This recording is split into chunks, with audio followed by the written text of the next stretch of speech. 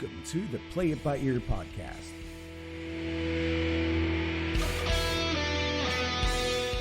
The podcast where the topics may vary because, hey, we play it by ear.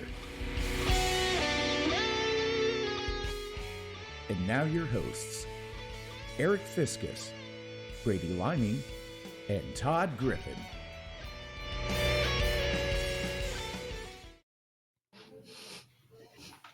The snow day edition of the Play It By Ear podcast. Episode 182, Snowmageddon. Snowmageddon. Don't blink, 182. Welcome Monoculus Prime. I'm so close to the screen. What can I do? Yeah, well, because I had zoomed in on the last one we had up, like I had gotten myself positioned, and now I'm out of position again. But we're going to roll with it. We had some technical chicanery, of course, right? Of course. So blame it on the snow. Blame it on the snow. Yeah. I actually know people that went to Milli Vanilli at the Coliseum Oh, yeah? in Cincinnati. Yeah. They said it was actually an entertaining show. Of course, it was all just lip sync, but there was a lot of visuals. They said it was like, anyway, Well, fun they fact. didn't have to sing, so I feel you. So was it proved that they didn't know singing? They tried to cover it up later. Like they could say, basically what the problem was, they were German Utes. And I guess their accents were even worse than like the Scorpions. Uh-huh. It's not that they couldn't carry a tune, but I guess their accents were intrusive and not quite ready. And plus, and they could sing okay. It wasn't terrible, but it just wasn't them on the Grammy. They were nominated for that Grammy. That recorded performance wasn't them, which made it a foul. Gotcha. I feel bad for the guys, honestly, but the one's dead. Yeah, one died, didn't he? I believe so. Yeah. Yep. You couldn't unring that bell after it happened. Yeah. Historian is with us. Hello, Celia. Hello, Chris. Who came Got 12 people in the room. 12. I don't mean to be distracted. I'm just jotting down a couple things. 13 in the room now. So please chime in if you like. We're here for a long time. We got nothing else to do. It's like you got nowhere to go. Got no school tomorrow. So, just dive into the show, dive out if you need to, dive back in. We may still be here. You never know. You never know. It could be midnight and we could be talking about organizing our sock drawers because we could even kind of make that entertaining, I guess, from what I've been told. I actually need to organize my sock drawer. I might just take you back in the bedroom with me with my camera and the computer and have you guys help me organize my sock drawers. That would be fun. Because everyone needs their socks organized. All right. I'll say. Who's first? Did we determine that? I thought we said I was going to go first, but I don't care either way. Yeah. Hey, we have our friend John of Travel with the Wise Guy on. He is a local celebrity at the moment. Let's give him a plug. Local celebrity. Give him a plug. Yeah. So John is one of our Eastern alumnus represent. And I'm going to brag on John for 3 reasons, not just love fest here. But John was our first state champion track in the, correct me, John, 200 meter or 400 meter. But he is also the head track coach at Wichita State University. And he has also got this awesome travel blog, like a YouTube channel. It's called Travel with the Wise Guy. And he just did one on our local Russellville where he grew up. And it's making a lot of noise because it was really awesome. I've lived here all my life and didn't know some of the stuff. 400. Thank you, John. So anyway, check it out. It's really good stuff. Really good stuff. So thank you for joining us. Driving 400 meters makes me tired, so kudos. Yes. Glad to have you on, John. Eric, I see you just got back from band rehearsal with Kansas again. Yes. With Yeah, I got the Richard Williams starter set here. right. Sans Yeah. guitar. So, hey, Yeah. wish I could play the guitar like that. Actually, I'd play the piano. That's always what I wanted to play. But Yeah. can't not too late. get. Well, yeah, I played a trumpet, so I only really needed 3 fingers to do something, but couldn't get one hand to do something different than the other hand was doing. So that was my I'm problem. not touching that with a 10-foot pole, Eric. You set me up. You teed it up. You teed it up for us, and I'm not going there. It's too early. It's It too was early. set. It's going to be a It long. was It's set. going to be a long night. This may end up being our longest podcast. And what is our record right now? About 2.5 hours. I think it almost We're close to 3. 3. Did we go to Yeah. 3? Close. Mr. Brewer. Right. The rules say you shouldn't go more than 45 minutes, but I know, Eric, you say We you're a follow rule the follower, rules. but I've never been much of a rule follower. So Yeah, rules. Um, Joe Rogan goes 3 hours. right. Yes. Mr. Brewer, Kyle Brewer. I want to steer a little traffic toward him too. He posted the camera of his incident, his slippery, slidey incident in his driveway from his security camera. Slip sliding away. Anyway, it was pretty awesome. What's a quitter sock? Hey, I don't Kyle. know what a- Hey, Josh. Quitter sock. I'm afraid to ask, What's Josh. a What's a quitter quitter sock? Oh. Sorry. I don't know what that is, Josh. Yeah, I don't Here, either. I guess I could Google it. Well, Can you guys hear me? Which Yeah. microphone cover? Mine? My floppy cover? Yeah. My it's weird because like my volume just cranked real fast and came back down on its own. Didn't touch it. So can't touch this. Funny, my socks always showed my. Never mind. no. Quit sock that loses its ability to stay up at elastic gives out. Oh, I was goodness. afraid where that was going for some reason. Yeah, it ended up better than I thought it was going to go. Yeah. So. Well, I mean, my socks are always taut. I get Taut? holes in them before Terse? Caught. they lose their elasticity. Elasticity. April's what? Elasticity. That's not a bad idea. We should That's an outstanding. April, let's send us see if we video. can fire up the hot tub. It's I think mine has about 12 inches of snow on top of it right now, but A licky boom boom down. See what I did there? 12 inches of snow. I do. It scared me a little bit. Bam, All right. bam, a lamb. Are we going? We got a lot to cover tonight. We do, and John's new, so I mean, guys, I guess he's probably listened to a few episodes. But if anyone else out there is, we got 20 people in the room now. We knew we would have a captive Yes. audience tonight. See, guys, pull yourself up a snack, get you a juice box and a Tootsie Roll Pop, and take your shoes off, kick your feet up. Let us take you on a ride. There you go, magic carpet ride. You don't know what James you in the may house. James. find. Gary's in the house. James. Gary's also sitting in a hot tip this evening. A hot Is that tip. supposed to be tub? Yeah. Either way. Or are you narking out a criminal with the police? Got a hot tip. It's actually- All right. So if you've never watched our show before, we're going to have a couple topics here tonight. Brady will have one, Todd will have the other one, and we may play a game before it's all said and done. But Who knows? we'll talk about those topics for a while, and then we'll switch when we feel we need to switch. And it used to be a 20-minute timer, and we really could. We laugh at that. I mean, generally, I'm a rule follower, Todd, as you said, but I can't seem to follow rules when it comes to this show. So couldn't follow that rule either. Yeah. So what do we? You said soup needed to go first, right? Yeah. Yes. Is that what we Soup. said? Soup. All right. Is that right now? That's That's right. now. correct. Okay, so we're on the order on the screen in which we will present. So Todd, being on the far left, take it away. All right. So we were trying to think for tonight. We thought we might have a little bit of a bloated audience, so to speak, and I mean that in a good way. Although I just had some chili, so I'm Funny a bit choice of bloated. words. Yeah, I just had some chili, so I'm a bit bloated myself. Anyway, we thought we needed to find a topic that fit for the night, for the snow, for the weather. It's cold outside. Everybody's Everybody's in their pajamas and in their recliner, I assume.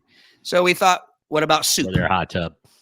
Yeah, or their hot tub. We thought, what about soup? So actually, Brady found a soup bracket. We actually both found one, and I decided to go with Brady's. I know that we do brackets a lot. It's typically a food bracket, and we haven't finished the cake versus pie bracket. We wanted to give Eric's blood pressure a break tonight because he gets so fired up about the cake versus pie. Well, I may get fired up about soups too. I don't know. You might. We'll see. So without further ado, let's get started. These brackets aren't labeled, so Eric, that already probably is going to bug you. There's no labeling to these brackets. There's a left and a right. Getting loosey goosey already. Right. Yeah. All right. And by the way, most of these are like Campbell's brand, Campbell's Chunky. There's some Hunts, I think, but I don't think the brand really matters. I think we're just going with the what do you want to call it? The concoction, the model, not the make. All right, here we go. First up, we have lobster bisque. Lobster bisque. All right. Here we go. I knew it was going to be somewhere. Really? Already? And now wait a minute. I got to put this comment up for Josh because this is my same question, and you can add bisque to this whole quandary of what is it? What is a bisque versus a porridge? I will let Todd versus go a chowder first. Versus a soup. I will let Todd go first, then I will tell you what bisque is. Well, let me go first for what? Because I don't know. If you're wanting me to define it, I don't know. I'll read the other soup. How's that? We can at least get that out there. So it's all right. It's lobster bisque versus split pea soup with ham. Split pea with ham. May I? Well, so before we vote, Brady, what is bisque? Bisque, to the best of my knowledge, my Brown County, Southern Ohio knowledge, is basically a soup served cold. It's thick, and it usually has things that I don't want in it. So when you put crustacean in it, is that the official?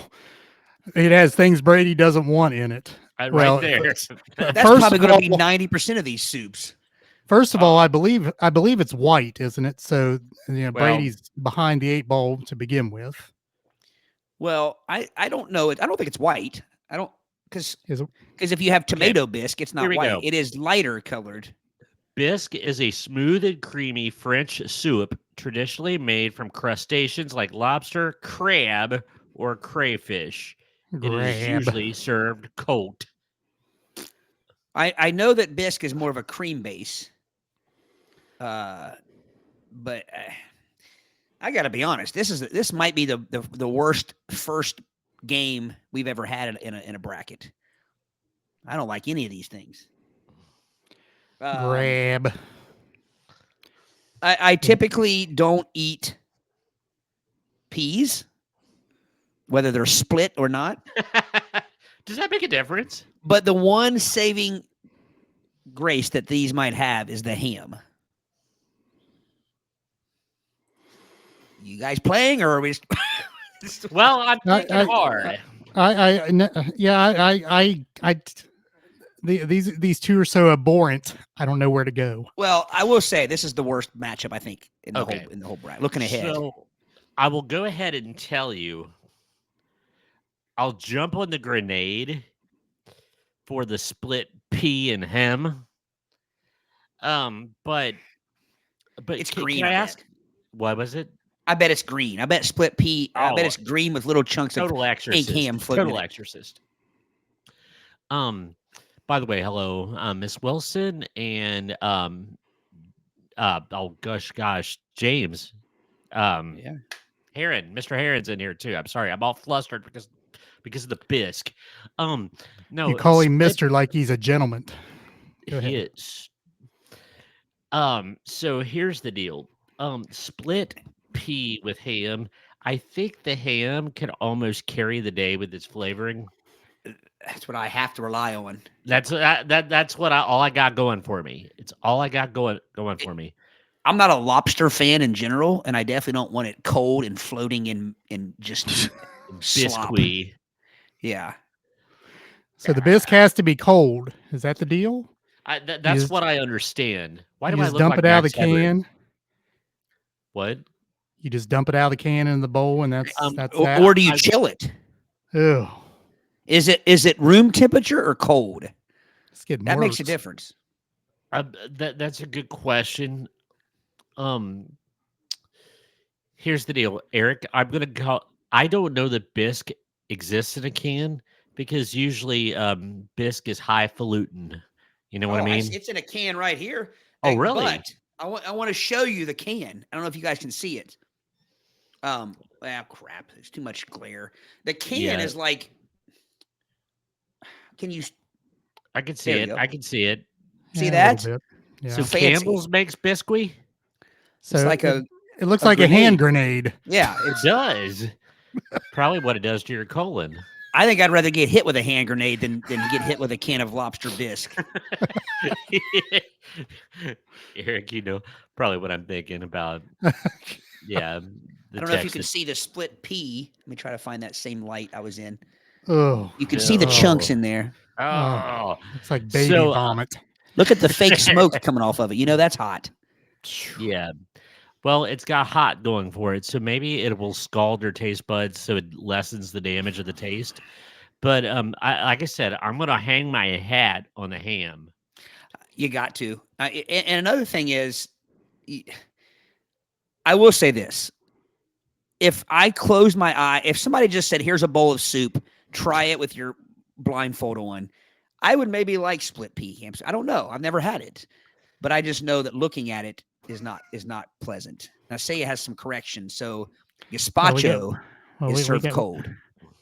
Yeah, we got a lot of comments that shed some light on some of these concoctions here, but I would the only part of this whole thing, and I'll go along with you two, with the alliterative way that Brady put it, hang my hat on the ham.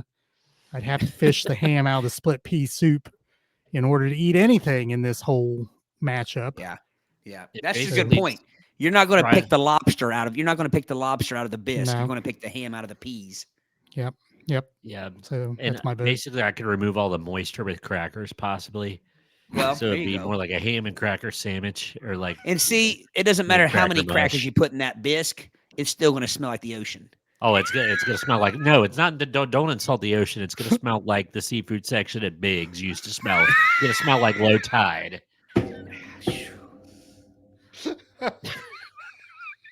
And you know what I mean? I do know what you mean. So, so we have 3 split pea with ham votes Yes. between us.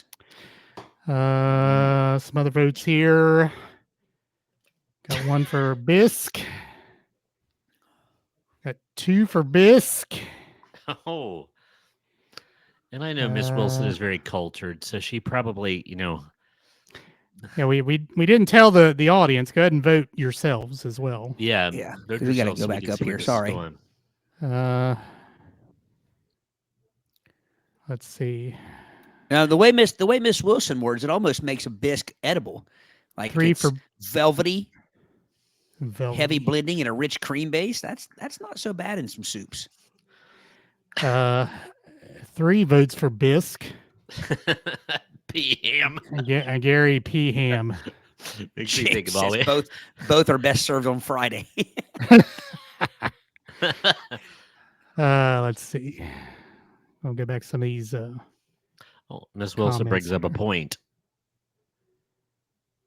There's a She lot- says I lot- might be confusing bisque with borscht. Well, yeah, that's what I said. borscht. So between Miss Wilson and Celia usually set us straight, and Celia says that Yes. that bisque is not served cold; it's served Okay. warm, but not I will hot. I will stand corrected. I've been misinformed or just flat out wrong. It happens. Not all foul. Chowder is a rich soup typically containing fist, clams, or gairn with potatoes and onions. Or onion. Right. Now, Onion. we haven't gotten to chowder yet, but Yeah, hold but- your horses. but we the- will. but there's your definition for the future. Mhm. Okay. Yes. That's good So- to know. so- We will be hitting So we some can make an chowder. informed vote here. So, Uh, did you get a vote there, Eric? I know you were counting. Gary says, bisque is generally pronounced with a hint of phlegm. Bi- Flag him. bi- Phlegm. Bisque. Milk. Drink it. It's milk. April does not have a vote. I'm Not looking even forward to whatever we not pick, even the 'cause I get a ham. Eric Fiskus style. I get to do it digitally. I get to put in our Right. answers. Nice. Brewer says Long John Silver's bisque. He's in. Throw some LJS fist Some bread. in the pot. Some barnacles. Some barnacles. Yes. I believe that's Can somebody correct me on something else too? This is going down a rabbit hole. I apologize, but like Long John Silver's, whenever they have their lobster, it says like La Augustino or some Langostino lobster. Like that's a distinction. And from what I understand, that's probably something they shouldn't advertise because that tiny kind of lobster is usually used for bait. And they've often been said that Long it's John shouldn't mention that. low grade lobster. Is that what you're Yeah. saying? See, I had no idea that Long John's ever had lobster. Yes. Yep. It looks like bisque won the vote actually Oh man. Bisque. by one. All right. I'm going to have them counted. We have a lot of soup to go. So Yep. Bisque wins. Next matchup. Chunky chicken corn chowder. There's a lot going on there. A lot of alliteration. There's some versus. Now, guys, I'm probably going to pronounce a lot of things wrong in this. Is it matzo ball chicken soup? Matzo ball, yeah. It is a kosher dish. One of the things I learned at Ohio State during one of the Jewish faith holidays, they would serve matzo ball chicken soup. It's actually pretty good. I'm going to try to zoom in on the ball. There you go. Yeah. There's the matzo ball right there. It's just a big chunk Yeah. of. Yeah, it's Is like a that- dumpling. Is that dumpling? It's an old world dumpling. Okay. I've Okay, never what'd had you matzo say? ball. Matzo ball and what? It's chunky chicken corn chowder Yeah, versus. versus matzo ball chicken soup.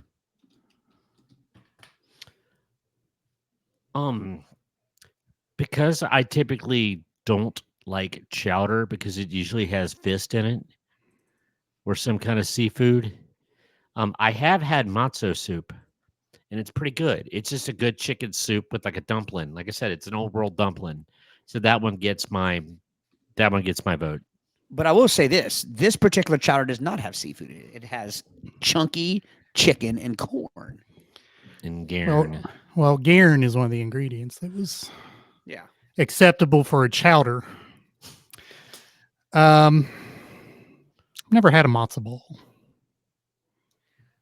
Chicken is present in both, which is good with me. I know what Garen brings to the table. Again, I do not know what the matzo ball brings to the table, but you say it's a what? It's like I call it an old world dumpling. I don't eat dumplings. You Okay, don't? then you No. Chicken, no dumplings. No. No, I can't get beyond the name a That's dumpling. It just doesn't sound very appetizing to me. So I go chunky chicken corn chowder for me. That is the first time I've ever heard this. This might be the biggest wall you've put up between us when it comes to foods ever, because what's not to like about just a biscuit basically with chicken? But it's so this goes against your whole wet food analogy. No. It's not in water. I don't like watered food. I like gravy. And it's a gravy. It's like a I don't know what you call it, like a white gravy or like a yellow gravy or something like that. yellow gravy. When I say wet food, I mean like watered food, watered down. Like I don't like food with water on it. I like gravy of all kinds. I don't know, Eric. I'm with you on this one. I want the chunky chicken corn chowder because that's what I know. Yeah. But I probably would like the matzo ball chicken soup because I do like a dumpling. So if it's a dumpling, I probably like it. But I'm going to go with what I know. I'm going chunky chicken corn chowder. Brady? I'm going matzo. Yeah. Mazel tov. All right. James. Let's see. First comment of the night we can't post. Chunky chicken corn chowder, according to Mr. Brewer, sounds like the aftermath of Thanksgiving. It does. Kind of just throw it all in. Could appear in various places. Then we had the Lagostino squat lobster, related to hermit crabs. Oh rather my than true God. I lobster. don't think I wanted to know that. I mean, I'm Now not a you do. seafood guy anyway, but that makes me, it kind of like clinches. Like I was led to believe somebody told me once there was a seafood maven that's the last thing that the last sea creature that you probably want to be advertising. And they have to tell you that to keep from getting in trouble. Well, I'm really not making this up because it might be non-kosher. Well, That's it a could be too. coincidence. Happy All New right, Year, Richard. Yes. Chunky chicken corn chowder is the historian's favorite, so that's his. That's his vote. Gary with the C4, so we got it. C4 that comes So- afterwards. Says does sound rather explosive. Yeah. So 4-1. Celia with the matzo balls. So it's 4-2. Josh with the 4 C's, 5-2. What we got? Miss Wilson voted. James C4.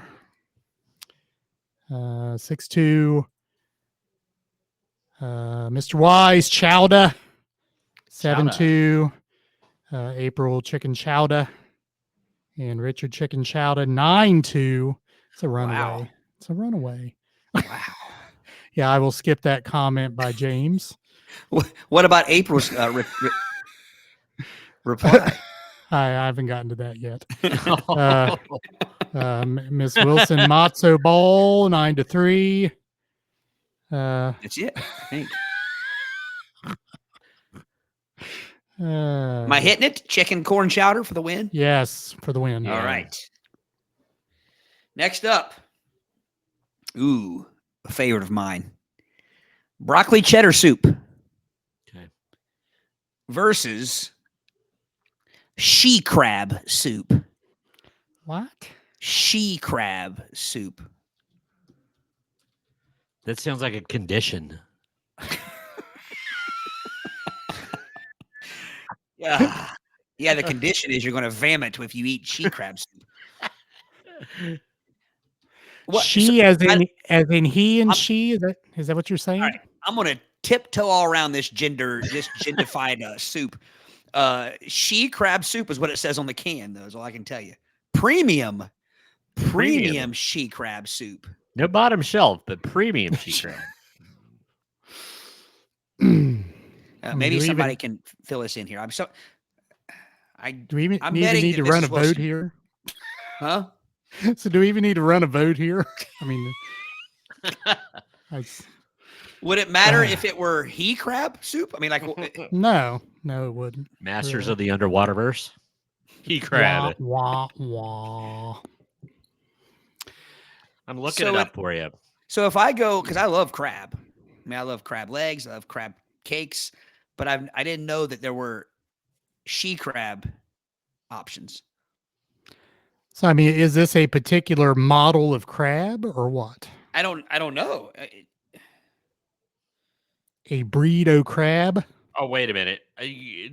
There might be mass vomiting if I have this. Oh my gosh. Okay. I take it this soup doesn't have any matzo balls in it. No. It's okay, so I will Let that one sit. Let that let that simmer for a second. Okay. Here. may I read the description?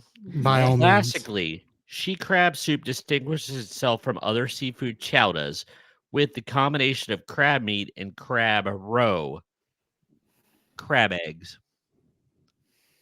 crabbiar. Yeah. Crappier.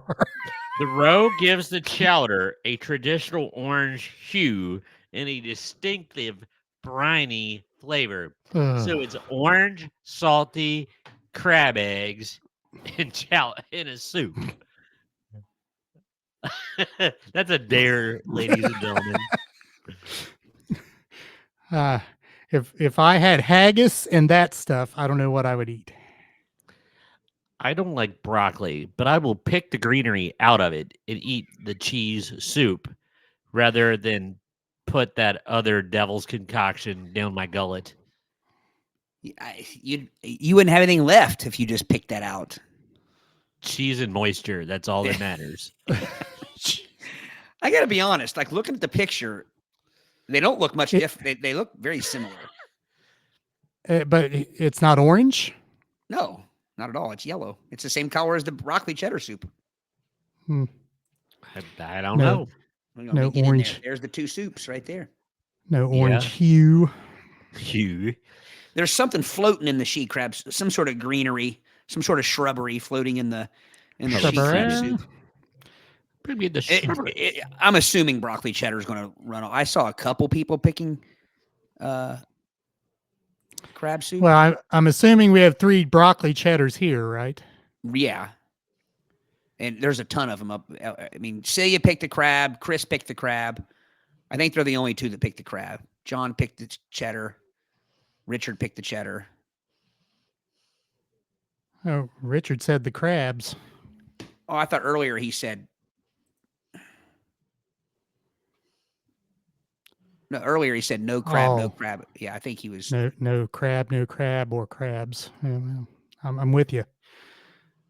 So, I assume that's a vote for broccoli cheddar. Like I said, do we even have to have a vote here? No, it's running away with it.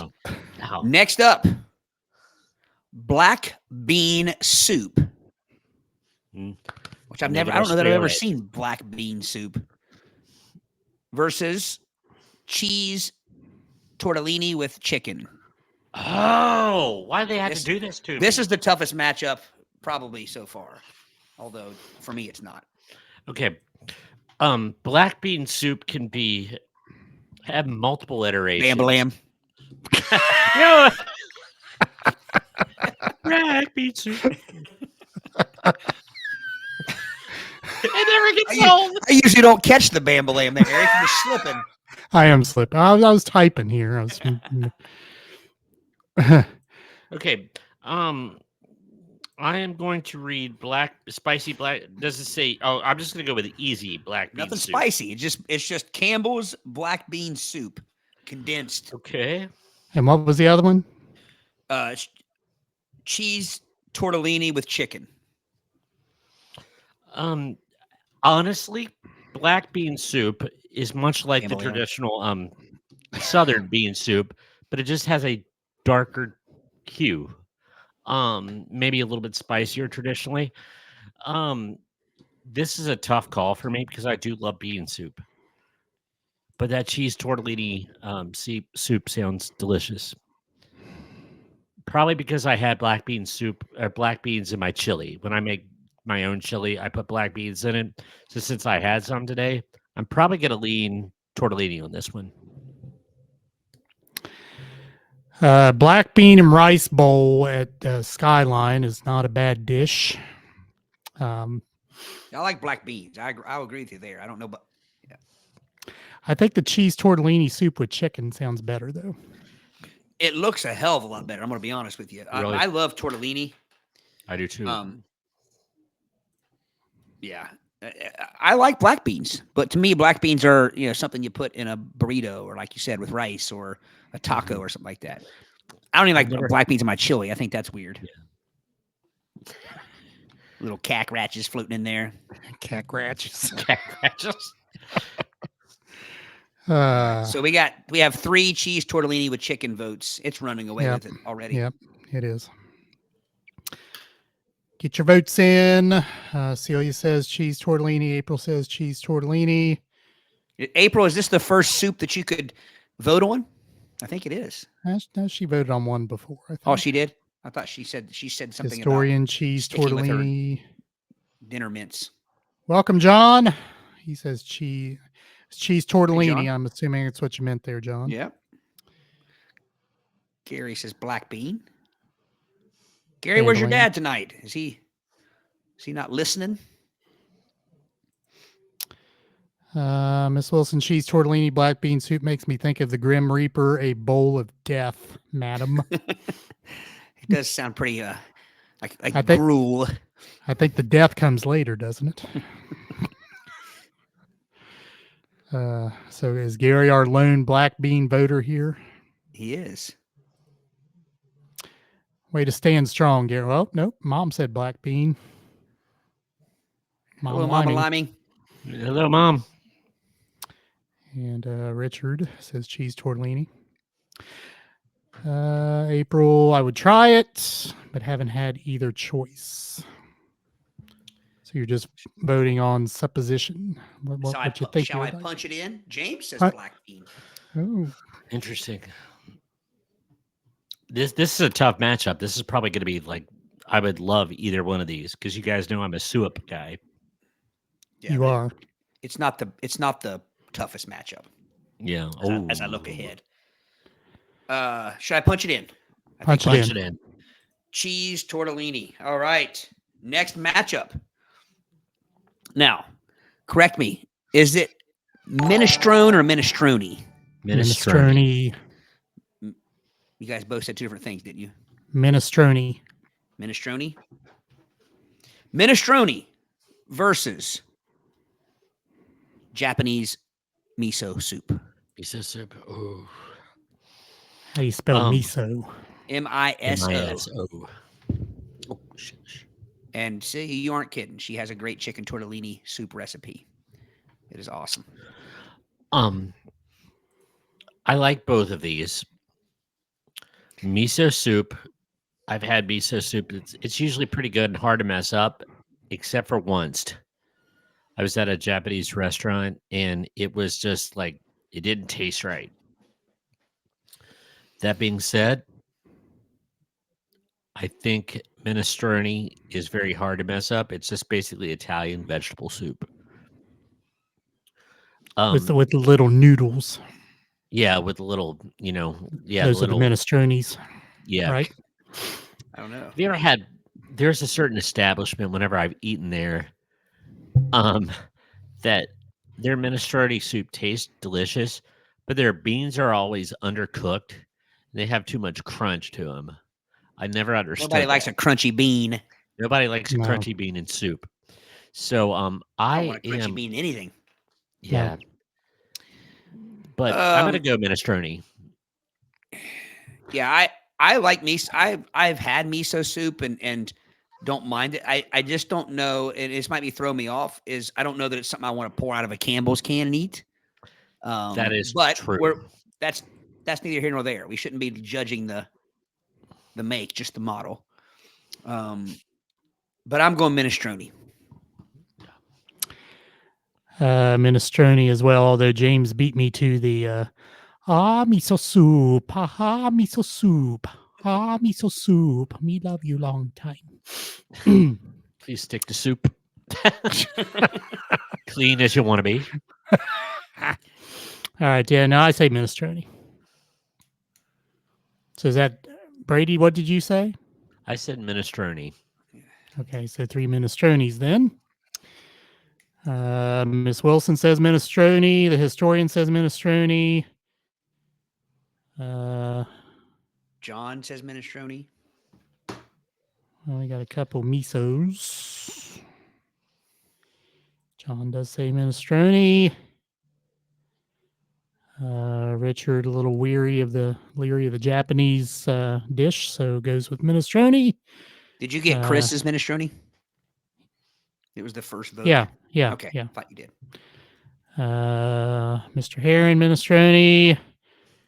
Mama Liming minestrone. Looks like you can punch it in. Punch it in. Minestrone. All right. Next up, we have another bisque. This time, tomato bisque versus turkey noodle soup. Ooh. I love me some turkey, and I love me some noodle soup. Strangely enough, I don't think I've ever had. See, I've had turkey and noodles like the Yeah, platable food. I've had never white had the turkey slop. chili, but not Yeah. turkey noodle soup. So I'm going to go with that. Yes, because I know I will like turkey noodle soup. I'm not sure I will like tomato biscuit. Now, let me throw a wrench in things here. In the tomato bisque can, I'd be darned if it doesn't have smoke rolling off of it. Okay. So I'm starting to think maybe the bisque is more. We've seen several explanations, but I think the cream part is what sticks. I think a Creme. bisque is a creme based soup. I believe so. But yeah, it has smoke rolling off of it. Smoke. Smoke. Smoke in my mouth. Fiber. Can we still quote him? We didn't give it. We didn't footnote him, so it's okay. That's right. I tomato soup. There's no there. I like tomato. I think I like tomato soup with other stuff in it, but straight tomato soup. No, I mean there's no substance there for me. I mean The tomato soup is nothing but a dipping mechanism for grilled cheese. That is true. So I actually don't think I would like anything in my tomato soup except for a grilled cheese floating in it. Maybe scared me. well, I have I'm not going to tomato bisque right here. Apparently, well, you just pull that out of your back yes. pocket or what? And I do have to apologize to my wife. I said I've never had turkey noodle soup, but she did make a very fantastic, probably the best soup I've ever had, homemade turkey noodle soup after Thanksgiving with the turkey leftovers and stuff, and it was awesome. This is gonna make me sound like a wuss, but tomato soup has always given me. And I've got a stomach of iron. I love Thai food, Mexican food, Indian food, but tomato soup always gives me the burps.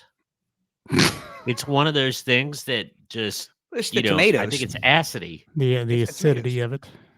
Yeah. Josh, is Josh bringing this up because we've argued about this on the episode? I can never tell if people are bringing it up to because they remember us arguing Poke the about it, or bear. if it's a legit question.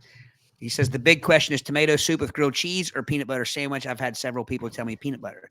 They're wrong because it's grilled cheese with tomato soup and peanut butter with chili. In fact, I've never known anyone to eat a peanut butter sandwich with tomato soup. I think that sounds rather disgusting myself, but What? peanut butter sandwich and tomato soup.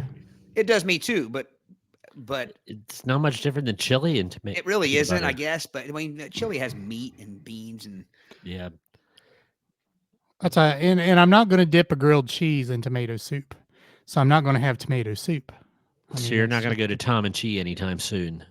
oh my goodness. Well, I'm not. Well, I'm going to get a chi, but I'm not going to get the Tom. So, no. Screw the Tom. Give me 2 chi then. Give me 2 chi. Kick Tom to the curb. Unless it's Tom Turkey. Tom turkey noodle soup for me. Gary, that is wrong. I'm sorry, Eric. I'm jumping all over the place with these comments, but Gary says he had tomato soup with grilled cheese today, but it was unsalted soup, and that was wrong. Yes, it was. For those of us with high blood pressures. All right, well, let's get these votes here. You do what did we say? Oh wow, Chris just threw a curveball out there. Chili, peanut butter with his chili, which I was on board with, and then he said and his chicken noodle soup. What? That's foul. That is. See what I did? See what I did there? What the cluck is Yeah, he talking we are about? easily amused. Yes, we are. Yeah. How was that? So I'm gonna okay. So I just saw where an Applebee's commercial, and they're introducing the some sort of new like big meal, whatever they are. It's like it's a burger and a chicken sandwich basically. And why do these places always have to get cute with their chicken sandwiches? They're calling it the clucking chicken sandwich or something like that, or the big clucking chicken. And I get it, the play on words, but there's no other sandwiches that we name after the sound that the animal makes. That the animal. I mean, we don't say the big moo burger or the giant oink. The ham Oink sandwich. Classic Why or is it the always Gurgle chicken? Gurgle platter. Yeah, they're not the first place to go with a clucking chicken. The That's the only thing Yeah. sandwich. Anyway, that just bugged me. That rubbed me the wrong way. Jerry's in the house. Hey, Jerry. All right. So back to our votes. What did we say? I said turkey noodle soup. I said turkey noodle soup. I said turkey noodle soup too. I love tomato soup, but I don't know about tomato bisque. All right. See, So John has a turkey emoji. Celia Kudos to you for finding a says- turkey emoji. Yes. Celia says turkey noodle Do soup. I have a turkey emoji? John turkey noodle. So it's John, turkey 5, 6 for Richard.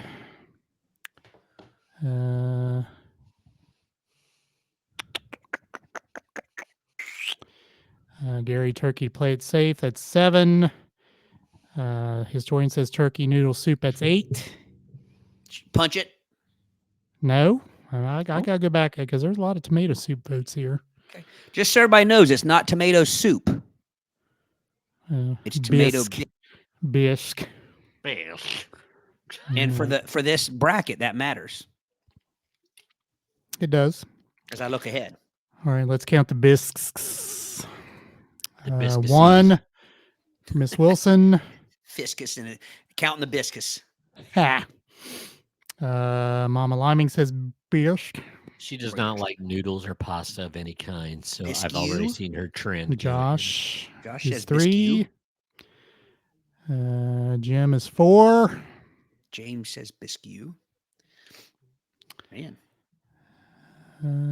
Jerry, did you get Jerry's? I don't think I'm there yet. Okay. Gary's comment, he woke up dead. So Jerry, just so you know, again, this is tomato bisque, not tomato soup. Just want everybody to know before they vote. It's a creamy one. All right. I guess April says bisque. Bisque. Knick knack paddywhack, I still got the bisque. So I've had tomato soup at places that just call it like creamy tomato soup. Is that a bisque?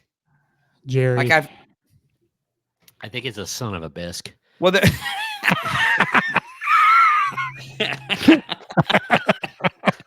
It's in the family, but not quite. So there are 2 shades of tomato soup. The regular tomato soup is the dark orange, and then the creamy tomato soup is it's like the light orange. Pank. Yeah, it's almost pink. Pank. So I lost count of the tomato bisque as I was counting them. I think I don't think it was us. I think the turkey noodle soup still won. I'm punching it. Punch it in. Gary said he woke his dad up and got him on the show. Thank you, Gary. The historian chimes in. You guys, your comments are ahead of mine. That's why. Okay. That's true, Chris. All right. So he Maybe I says, caused that. speaking of restaurants, I hear the reason all the Frishes are going out of business because Todd continually made alterations to his hot fudge cake order, and it was too big of a hit for them. Agreed. Serves him Yeah. right. That extra Blocko ice cream did him in. Miss Wilson gives a very good definition. Tomato bisque Yeah, is like if you added milk or heavy cream rather than Yeah. water. You know, to Miss regular Wilson, tomato soup. I like a creamy tomato soup, so maybe I would like bisque. I don't know. I probably voted wrong there, but next up, seafood chowder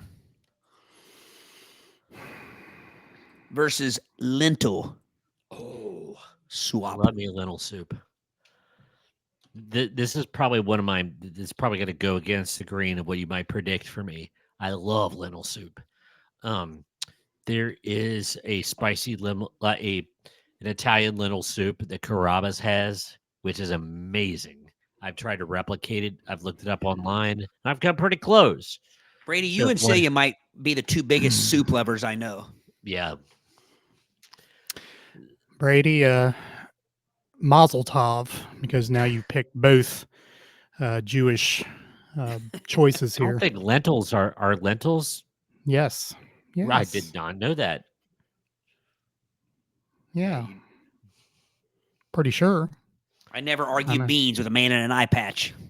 Typically, There you I go. want that on Typically a just go- t-shirt. that's good. That's good. That's just good advice, everyone. Seafood chowder, that's pretty loosey goosey. Like, well, what is in that? Seafood. Carp. Imitation. Grill. You got to watch that mud vein. Imitation Imita- carp. Imitation crab. How come? How come crab has you don't see imitation bluegill or imitation sea bass? Imitation bluegill, bluegill. Imitation Smurf. There should be imitation bluegill and make it crab. That's what they ought to do. Just confuse the hell out of everybody. Yes. Lentils would be my vote. I've heard of clam chowder, but I've never heard of seafood chowder. Just run of the mill. That's like if you get seafood salad. Who knows what it has in it? It could be. I shall look. I'm pretty sure if anything's a chowder, I don't like it. Well, you picked the corn chowder earlier. I did pick the corn chowder. I said most anything. Yeah, I can't imagine not liking corn chowder. Everything in it I like. The first thing that pops up on the Google machine, it's tender shrimp, fish, and scallops are all combined with a creamy white wine broth in veggies. And honestly, it doesn't look like soup. It looks like a Yeah. Ew. God. yeah. But that smells gamey. Look like it looked like Like a bowl of pigs. ivory soap that has been watered and melted down, Yeah. and then just chunks thrown in it. I literally about gagged here thinking about that. It looked swirly, didn't it? It had swirls in it. Now that was wet food. That's what that is. That should be called wet food soup. Soup is wet food by definition. It's just a bowl of fishy moisture. To be fair, fish usually is in moisture. It's a cup of the ocean right there. Yeah, man. Cup of the ocean. Cup Cup of of the sea. ocean. Cup of ocean. Seafood chowder. I don't like how you're dissing the ocean, man. Oh, And you not being a seafood guy and you love the ocean, yeah. Yeah, I could say the same for you. You always diss the ocean. right? All right. So do all three of us say lentils? I say lentils. All right. So 3 lentils. Miss Orcelia says 4. Lindsay, welcome. 5 lentils. Lindsay. John leaning lentils.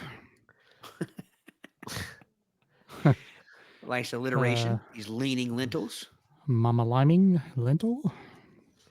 Linda liming lentils. Linda liming lentils. So that's 6, right? Yeah, I think that the seafood chowder is going to be very. I do too. Specific. Say you said lentils. Yeah. I don't know where you started up there. Yeah. I got Celia. Okay. Gary, 7 lentils. All right, so let's get the seafood chowders. 7, I said lentils. So there's 1 seafood chowder. Josh is 2. Jim Fishhead chowder. fish heads, Roly fish poly. heads, roly poly, fish heads, fish heads, fish heads. Eat them up, Eat them yum. up. Yum. Is that a vote? I believe it's a vote. I don't know. Jim, is that a vote, or are you making fun of seafood chowder? Are you poo-pooing it? Miss Wilson says seafood chowder. I think lentils wins either way, but Jerry, so I have a question. Did you see Jerry's will you put Jerry's comment about the New England and not Manhattan? Have to Yeah. go with seafood chowder. I love New England chowder, but not Manhattan chowder. I didn't know there was a So what's the difference? I mean, distinct obviously difference. I you know. Fishing your seafood out of the Hudson River. I'm sure it's not The very East good. River with all the dead bodies and the swimming with the fishes. See, I mean, I assume that's just like you know. All the prisoners who tried to escape Rikers Island. I would say Like that crab Manhattan. Go ahead, Todd. Sorry. I was gonna say like crab from the crab. It depends on where the crab comes from. It makes a lot of difference as far as how good it is. So I could see maybe if that's what he's saying. So I wouldn't know. And it is an invitation grab. Like when you go to Maryland, that crab is so much better than if you go to like Myrtle Beach. Is it? Yeah, oh yeah. To me, it is. Yeah. I'm Is it speaking Maryland? crab cakes more than anything. Yeah. Okay. Jerry qualified there. Manhattan has a tomato base rather than creme. Ah, nice. Well, you learn something new. Jerry teaches us something every week. He does. He does. All right, so am I putting it in there? You are. Put it in. Lentil, right? Lentils. Lentils. All right. The last matchup on the left side of the tournament of the bracket. Here you go, Jerry. Manhattan clam chowder. Egg drop soup. I love me some egg drop soup. I've had good egg drop soup, and I've had egg drop soup that tastes like salt and water and chicken. I don't But think of egg drop soup has course- chicken in it. Well, I know this sounds weird. It's chicken broth colored, if that makes any sense. Yeah. But based on Manhattan chowder is a seafood based soup, nay say I, in egg drop all day. Yeah, it's only crams at least. It's not just any seafood. Yeah. I'll have to admit I've not had either, and neither sound appetizing to me. What egg drop of what? It's a drop of egg. It should Drop be o called egg? Yeah, egg dollop. Like the yolk? Or the white? It is a very yolky soup. It's a very it's Here's a what little it looks thick. like. It kind of looks like a chicken soup. Yeah. And the ingredients Don't are let that green stuff throw you off because if you go to like a Chinese buffet or something, most of the egg drop soup doesn't really have anything green in it. It's just it's good I'm with not the little. getting I'm not getting no soup off of no Chinese buffet, first of Oh, all. Well, here we go. it's only Egg about the only place you drops. get egg drop soup.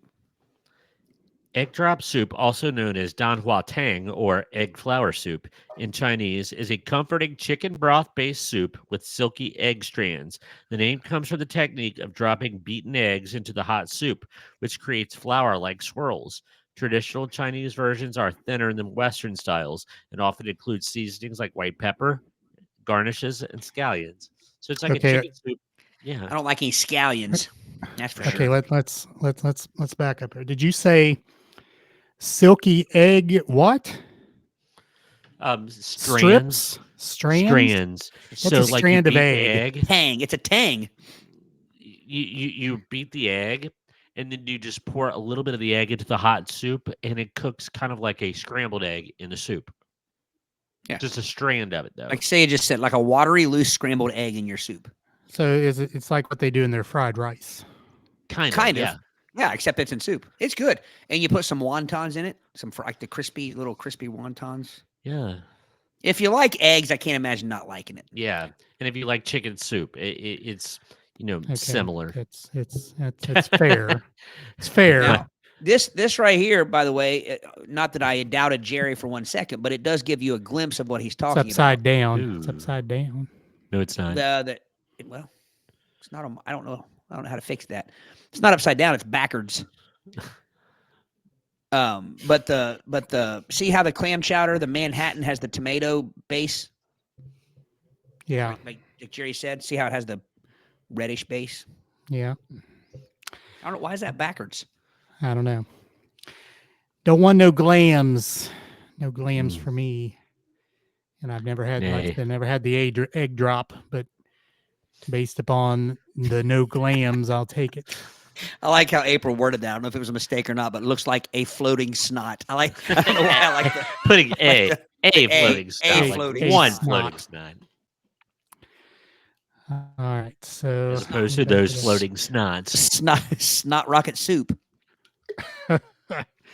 So, did we all three say egg drop? We all three did, yes. All right, so Celia makes 4 egg drops. Miss Wilson has 5. April passes. John passes. I think you have to vote. You have to vote. Worst case, if somebody were to make you eat one of those, which would you rather it be? Yeah, Josh says egg drop. It's 6. Celia, like a watery, loose scrambled egg in your soup. And again, it doesn't help me there. Mama Liming passes. Oh, she wants neither. Mom, I think you've had egg drop soup before, but she might not have known it.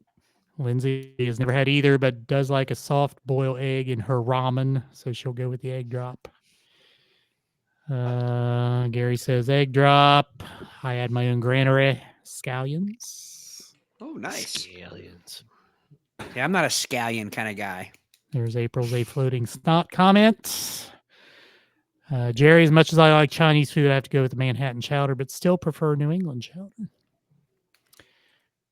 Gary, fair which enough. came first, the egg drop or the chicken soup? Very good question.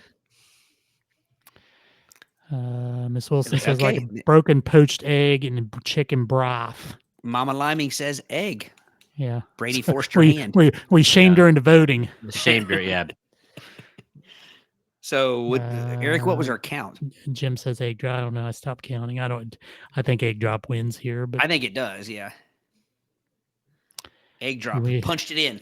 All right. That is the left side of the bracket done. Done. Now I got to get. Sorry, this is I got to maneuver this. What a maneuver! All right. Are you ready? Tomato soup. I told you guys that it was important that we clarified that it was bisque earlier. This is just run-of-the-mill Campbell's tomato soup, or your favorite brand. Versus potato and leek soup. LEEK, right? LEEK, yes. The other one would be unfortunate. Well, I'm pretty sure the other one comes happens later. after you eat this. So that comes later. Okay, I'm looking up potato and leek. Well, we know what potatoes are. Yes. Okay, potato leek soup or potage parmentier is a French classic. I'm sorry, Mrs. Liming. I thought Eric was the one who. Now she said I forced her hand. I thought Eric was the one that said you had to vote, and I just agreed. I piggybacked off of him. Oh, so you'll make me into the bad guy. Yeah, Is that what you're I'm doing? sorry. Now I feel bad. I didn't mean to. I feel bad. Okay. Actually, you blamed Brady before. I did, but I really do think it was you who said it. It's a French dish. It's served chilled, or top it with bacon, fried leeks, fresh herbs, diced vegetables. There's endless variations. Just use your imagination. Although, so are you saying we have to eat this potato and leek soup cold? No, it just says that's an option. I want to clarify. It looks like a potato soup, and I forget what a leek is. That's what I'm saying. All we need to know is what a leek is, because we know what potatoes I thought are. I knew what a leek was, but isn't a leek like a leafy something or another? I think it might be. It says on the can, made in country Victoria. It's in the onion family. Yeah. So it's like a potato onion soup. This is Campbell's country ladle line, by the way. What's the difference between a country ladle and a urban ladle? I have no The idea. urban ladle stars John Travolta.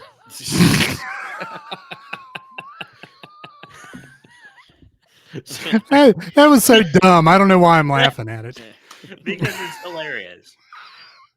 I wouldn't say hilarious. You guffawed, therefore it's hilarious. Yeah, are leeks like It's like a radishes? No, Like- it's in the onion family. It's like a green. It's a mild onion. Oh, and Jerry says it's a mild onion. Oh, Mild. So you don't get the bitter onion-y taste of a leek, I believe. Josh.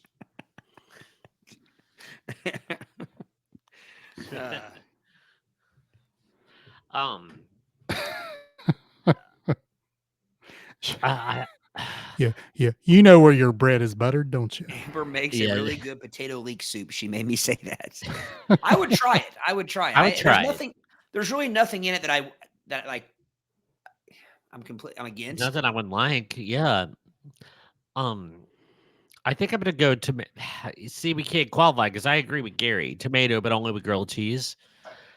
I think I'm True. gonna buck the trend. I'm gonna go rogue and say potato and leek because if I have to eat it by itself, the tomato soup might make me a bit dyspeptic without any brebs. So I'm gonna go potato and leek. Well, I'm eating brebs with any soup. I should have Yeah. clarified that from the beginning. There's none of these soups that I wouldn't have some sort of sandwich or bread product with, Or a nice baguette. or crackers. Well, but that's an important distinction, though. I mean, if I just have my spoon and I'm just eating the soup, I mean, I think Well, adding extraneous things into it changes the True. I'm sure you're dynamic.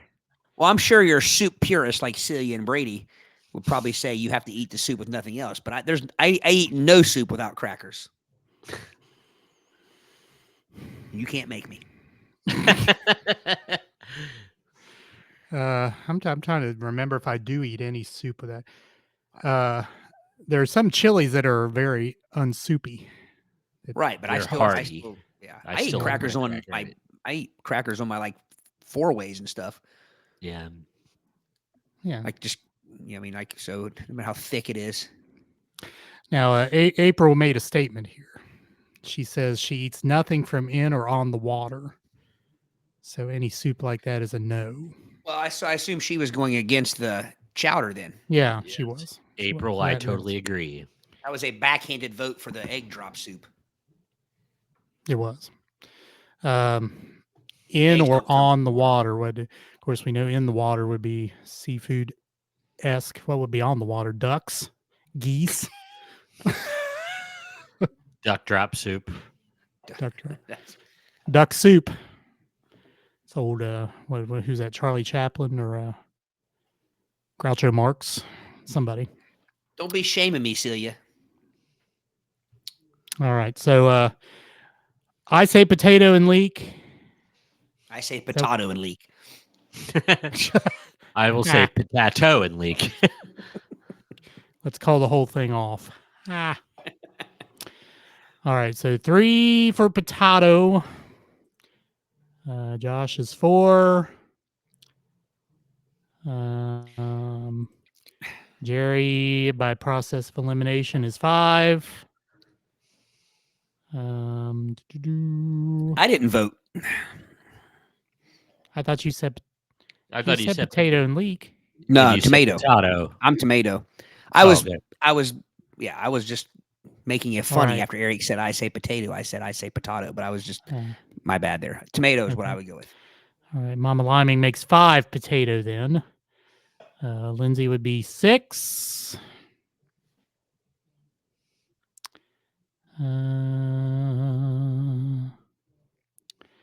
Todd physically cannot eat soup without 100 crackers or brebs of some sort, according to. Again, do not shame me Celia. in my soup methods. Richard says potato. I believe that's 8. April clarifying her previous comment, only eats Swedish fish and goldfish crackers. And yes, Just Eric, eat turtles, ducks, and muskrats. Muskrats. Muskrats. I am only Uh, here in the outfield. All right, so what I say, 7 potato. Yeah. All right, James says tomato. Yeah. Are you all seeing that? Yeah. See What? James's vote? No, there's this little ringy sound, and then people who liking our stream, there's a little thing. It's coming up on the screen, or at least coming up on my screen. Maybe it's not coming up on your Not on screen. mine. Not coming up on our screen. I feel. Am I looking less- like Max Headroom in your video No. feed? No. Or is it only on mine? Yeah. I'm kind of doing the Max Headroom thing, but it's not affecting my sound quality. I have Alright, my screen on my camera looks fuzzy, but you guys look pretty clear. And then I have a giant black cat hair across my screen. It's bugging me, but I'm afraid to touch it because I don't want to shut the screen off somehow. Gary, 4 tomatoes. And I think that's fine that he had a disclaimer there, only with grilled cheese, Yeah. because however you take it. Jim, 5 tomatoes. April, 6 tomatoes. Unlike Celia, I'm not going to make fun of you for how you take your soup. Oh, and in the chat, are you seeing the chat? Chat is on the screen now. No, I'm It's not. on my Not on screen. mine. Not on mine. Just mine's on to the side. Unless you're putting it up there. No, I'm not. James saw it too. What, Brady? I feel gypped. I do too. Let me I have to let me read go. mine on the side. Not Well, what on if I mine. shut off the chat? What happens? Is Eric? Did you have your chat open before? You had to have. Yeah. If I shut the chat and I turn it back on, will it delete all the chat? I want to try it. Here we go. Boom. So I think tomato wins this by a vote. Yeah, I think it does. Yeah. How are they seeing that? So the people that say they're seeing the chat, are they all on YouTube's? Yes. No, April's not. Richard's Oh. not. Celia's not. Well, crap. No, it's all coming in now, like right in Brady's screen. It's kind of hard to see because of Brady's nameplate. No, I Snow don't. hammer. I got nothing. It's kind of going with my T-shirt. Yeah. How many people we have in the room? I got 20. 20. Ooh, Hey, we haven't nice. lost anybody yet. Well, we might have, but Well, we've lost people, gained people. It's kind of What's going back the- and forth. But what one? Did we get a tomatoes. Tomatoes. Punch it. All right. Next matchup. Creme of mushroom. Yeah. Yeah. Versus Mexican style chicken tortilla. Ah. Let's see. This is easy for me. Yeah. And Brady, no fungus in my Just so you soup. know, I do see some black beans. Sweet. Some black frijoles in there for you, Brady. Frijoles negros.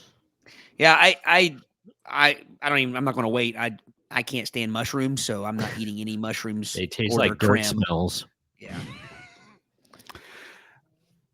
I like mushrooms.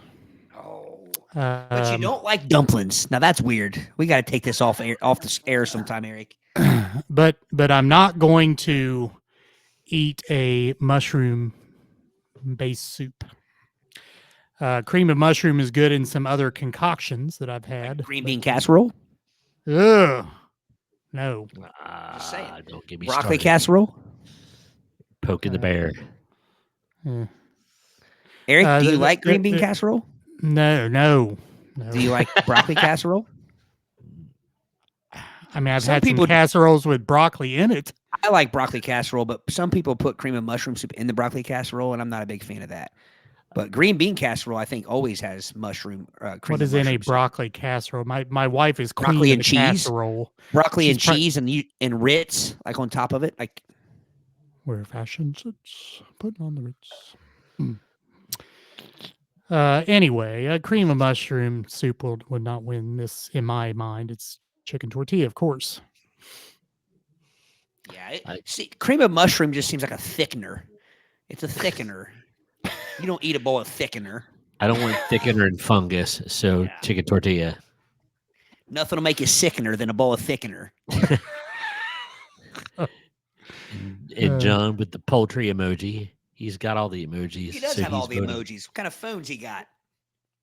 What kind of phones they got chicken there in Wichita? tortilla. He just downloaded the super emoji package. Yes. All right. So what do we have here? We got 3 chicken tortillas. Is that what we got? That's The for three us. of us? Yeah. Yeah.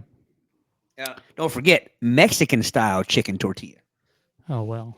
Is there any Not other type? Lithuanian. Makes it better. Is there any other type? Well, I mean, They the felt the need- inclusion of the tortilla kind of assumes. if they put it on there, then it must be worth saying. This is the home style line of Campbell's soup. John, what shot gives me. Okay.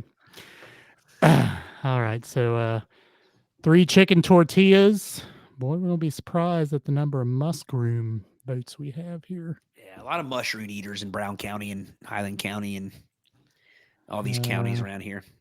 There's 4 for Richard, 5 Josh. When I worked at Ohio Valley, I was shocked by the amount of people that went mushrooming for like Gary. wild yeah. mushrooms. Mushrooms, and especially when you fry, they taste like an organ. They taste like a spleen, Eric. That's what they taste like, biting into a It big old tastes like spleen. dirt smells. Except they're more, I don't know. Pungent. The texture, there's like raw chicken. 7 Mr. Wise. 8 the historian. They taste like eyeballs. 9 Mama Liming. I thought tapioca tastes like eyeballs. Oh, no. I love tapioca. Those are tiny. I can deal with tiny eyeballs. So 9 chicken tortillas. Get up here for Maybe the that runs away with it. mushrooms. No, I'm going to run away with it. Yeah, A there's lot a of lot, I'm telling you. mushrooms up here. Mushrooms are Yeah. popular around these parts.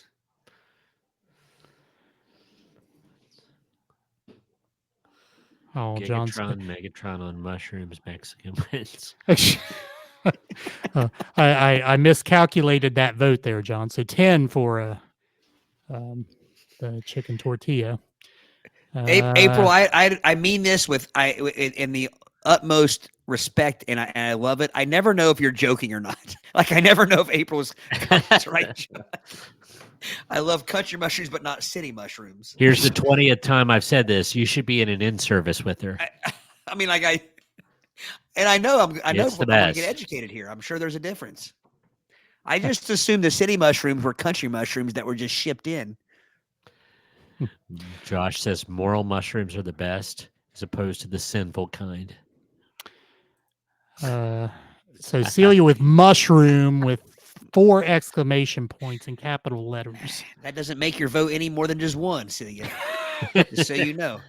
Miss Wilson with mushrooms. There are less mushroom votes than I thought. Some people I thought voted for mushroom were actually disparaging mushrooms. Poo-pooing it. Well, Josh voted is Josh, April, Yeah. Celia. There's Miss only Wilson. 3. That's the only 3. It's only 3.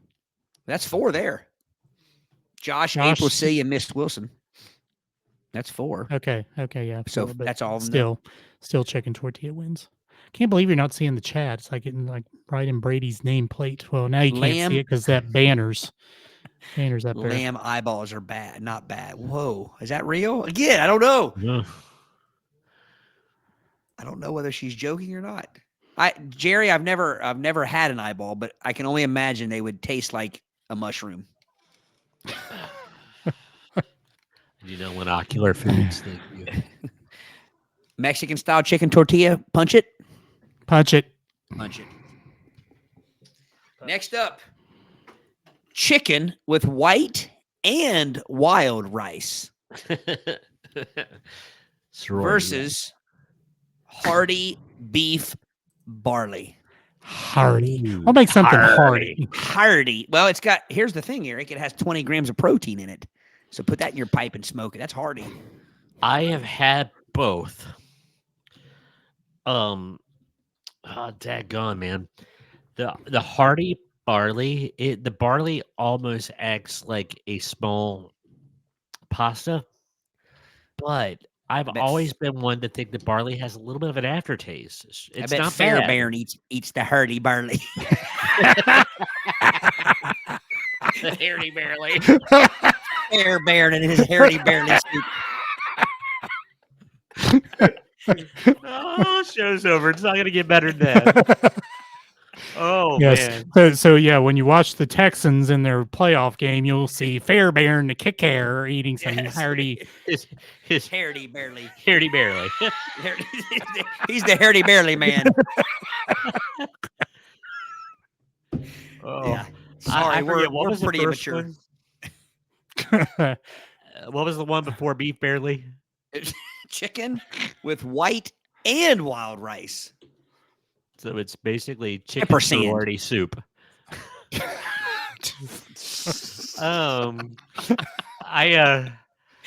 I think I'm gonna go beef barley on this one.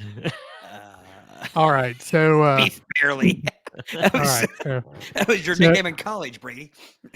Okay. So someone is going to have to give me a definition of wild rice, because to me wild rice is like pornography. I can't define it, but I know when I see it. Oh, scared me there, man. I did me too. Like, Didn't know where I was going with that, did you? yeah, I didn't. So think it's what healthier. exact I think it's healthier than pornography. It's, is it? The only thing I can think. Here's what I know about it. It's not white. Okay. No, it's not. It's kind of Because if off- it were white, Answer. if it were white, they would just say chicken with white rices. Okay. Wild rice, also known as manumin, is a nutritious aquatic grass seed, not actually a rice. It's a staple food that's been harvested for centuries, particularly in North America's Okay. Great Lakes region. So it's Great All Lakean. right. So we got another cheesecake as a pie thing. Call it what it is. Why do you have What? to name it rice? It's not What is it then? rice. It's a aquatic grass. seed. It's water grass. But, but Eric, chicken with white rice and water grass is not marketable. Here's the So Eric. I guess cheese pie is not marketable either. It is gluten free, high Actually, in protein and fiber, and contains niacin and B vitamins more Wait than a minute. rice. It's also a All good source of rices are riboflavin, gluten free. All rices are gluten free. but it's got Yeah, but you see- riboflavin. But when you hear that this one's wild, it makes you think maybe this is not gluten free. Like maybe this is the one rice that just says hell with y'all. I'm packing on the gluten. Riboflavin. Riboflavin. Riboflavin. I think that Pelican we've been shot. also missing, guys, with the barley. Riboflavin. We've been missing the beef part. Where's Oh the yeah. We keep saying Har- hearty barley, but there's beef in there too. Hardy Yeah. beef, barely. Hardy beef barley. Fairbairn and his hardy beef barley. Yeah, we're idiots. It's okay. Uh, You can. Oh, Oh goodness, we got lots of answers up here. mm, Yeah, Celia. Uh, Actually, I was going to say that. So Celia said that Lee Wilson and I need to go on a soup lunch date. We have similar taste. I was going to say you guys have voted the same on every one of them. now, wouldn't you want to go on a soup date with someone who is not your taste in soup, so you can try to get them to your side? I mean, Well, or you You could know- just you could sample each other's soups. It's a samp soupling date. a Um, samp soupling. but Is that what you said? A samp soupling? I think I did.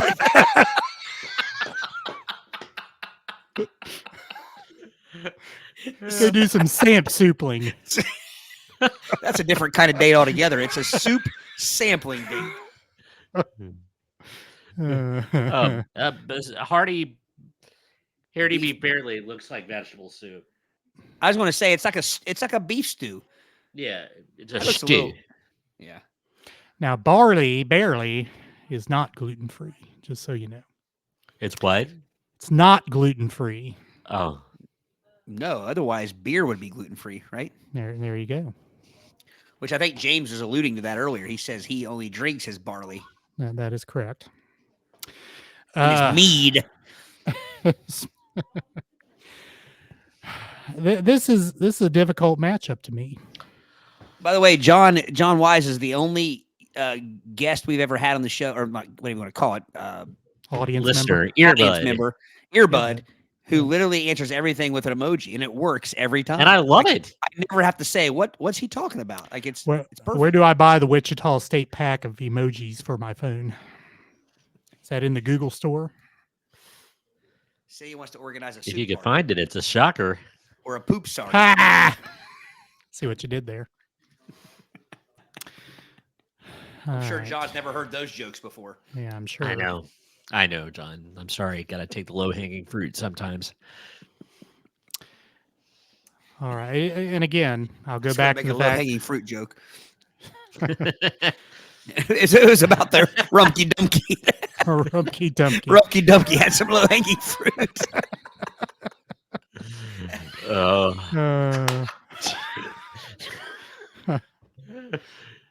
Don't sorry, mind us, guys. really. The funny thing is we're so immature that we literally laughed about just the term Rumpky Dumpky all afternoon. Pretty Yeah, much. we did. I don't know why We did. that hit my funny bone as much as it did, Eric, when you said that. But before we ever even made the rhyme. rhyme afterwards, I just cracked up at Rumpky Dumpky, and I thought, why did I never think of calling it that? All right, back to business here. Or the Rump Dump. Rump Dump. Don't. All right, I got to pull this show back into line here. Reel it in, Eric. All right, chicken with white and wild watergrass versus hearty beef barley soup. And again, it's a very tough matchup for me. I think I like both. I do like both. The one thing that the hearty beef barley has in it is the potatoes. I like the chunks of potatoes.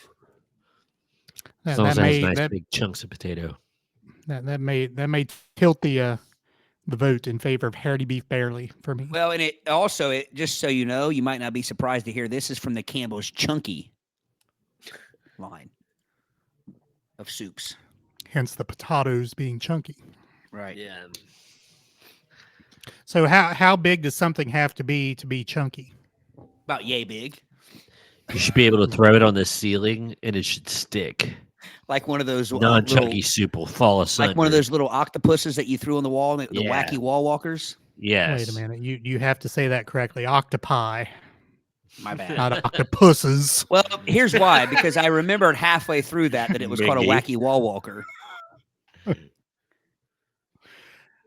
Octopi. All right. So what did you two vote? I voted chunky or hearty. Yeah. Hearty beef barely. Hearty beef. Fairbairn and his hearty beef barely. All right. So 3 hearty beef barely. So it's the joke that just keeps on making me laugh. It keeps giving. And nobody else is laughing about it, but we're going to keep. They're probably like, "What's wrong with these people?" All right, there's what started this? What started the Fairbairn? I have no idea what started that. It was in my basement. It was in your basement. We were watching the Bengals and the Texans.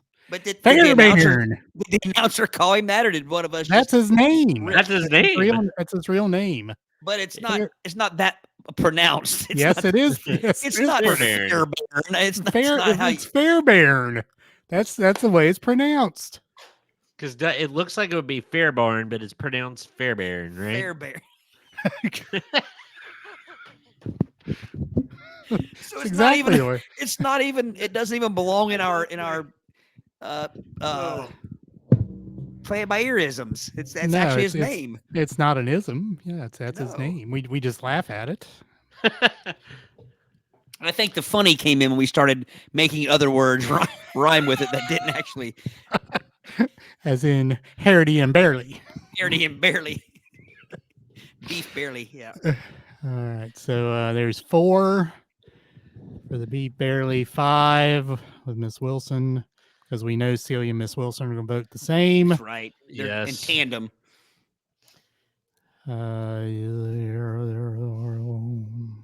Is that his first name? Who? Chris's comment there about Fairbairn. Why was I thinking it was Bruce?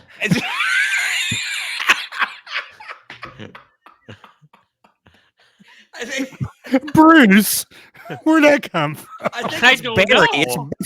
It's Barry Fairbairn. It's not Barry either. It's Harry and Barry, they're brothers. Harry, Barry, Fairbairn. It's not kimchi or whatever Chris just said. Kaimi? Okay, Is it Amy, really Kaimi Fairbairn? the Berenstein Fairbairns?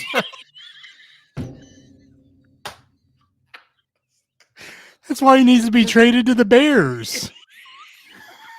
No, Oh, then Fairbairn. he'd be playing for the Bars then.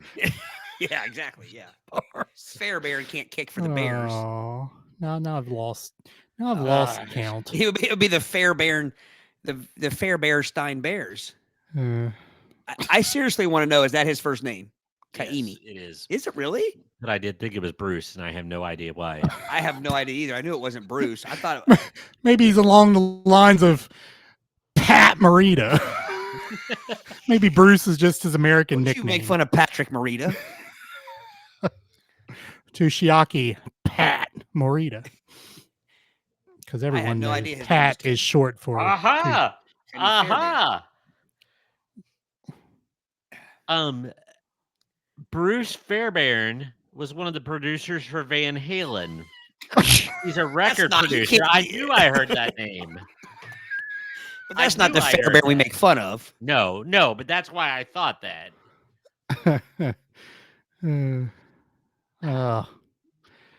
All right. So Sorry, I'm still guys. Let's get back to the sorry. soups. I'm still looking for beef barely soups. I think that's it. That's it. That's so. Seven. So So back to the chickens. With white Mr. Wise with his emoji. chicken ampersand wild rice. Ampersand. Yes. Lindsay says it's 2. Historian is 3. Mama Liming is 4. I'm not gonna go wrong with either one of them. April, I'm Care assuming Fairbairn. it's a vote. He's that's his name. Care Bear Fairbairn. 6. Jim I think- 7. Gary Looks 8. like chicken and rice. Yeah. Yeah, It is you chicken can't and go rice. wrong. I mean, those are two Yeah. classic combinations that, Yeah. whether they be soup, whether they be casserole, you just can't go wrong. I'm punching it. Punch it. Punch it, Marge. All right. Home style chicken noodle soup. Can we just say chicken noodle soup? Well, but Dorm this is style home style chicken noodle soup. But we can say chicken. Yeah, I agree, Eric. But I want to read it as it is. Versus vegetable beef soup.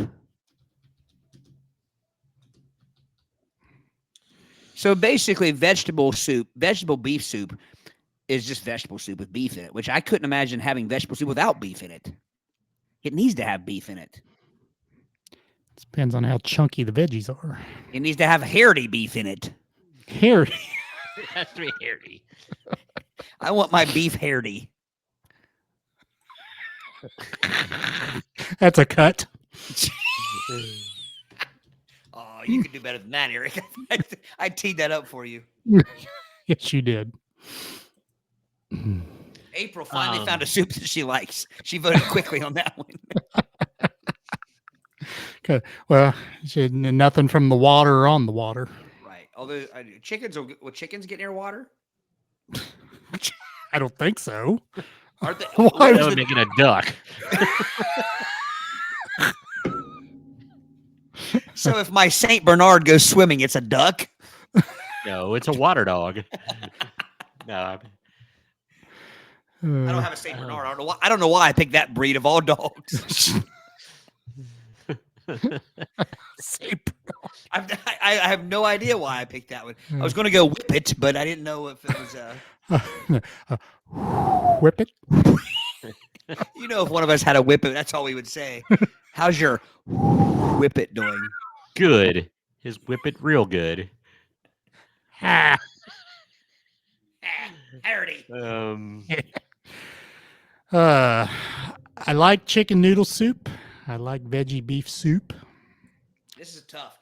You might know that they would put the classic chicken noodle versus vegetable soup up against it's each kinda other. See, wrong. and here we go again. Okay, historian, here I go. Here I go. The seeding, you would not seed these two together in the first round. If you were seeding this bracket, which I'm assuming it's an unseeded bracket, It is. isn't there an option to seed the bracket? Isn't there an electronic option to do so? Probably. I thought I was looking at mean, that you got earlier. to understand. This isn't this is your wheelhouse. I mean, You know what I yeah, mean? you just and you. So people complaining about the college football playoff, people complaining about the NFL playoffs. Here you have the 14-2 teams in the first round. Like, what is Yes. up with that? This is Me- Ohio State versus Oregon in round 2. Meanwhile, I'd like to give a big middle finger to both of you guys for laughing at me. Because April says that chickens can swim, but they just do it for fun. So I never said that they didn't do it leisurely. I just said, can chickens go in the water? And Do you you think they had a little cap to keep their you guys comb from getting guffawed at wet? me. You guffawed at me for even suggesting that a chicken would dip its toe in the water. Chicken do swim. toenails. Chicken They do toe. swim. So if I heaved a chicken into the middle of a pond, it'd be all right. Is that what you're telling me? Heaved. I want to He would see do this. the breaststroke. Yep. Oh.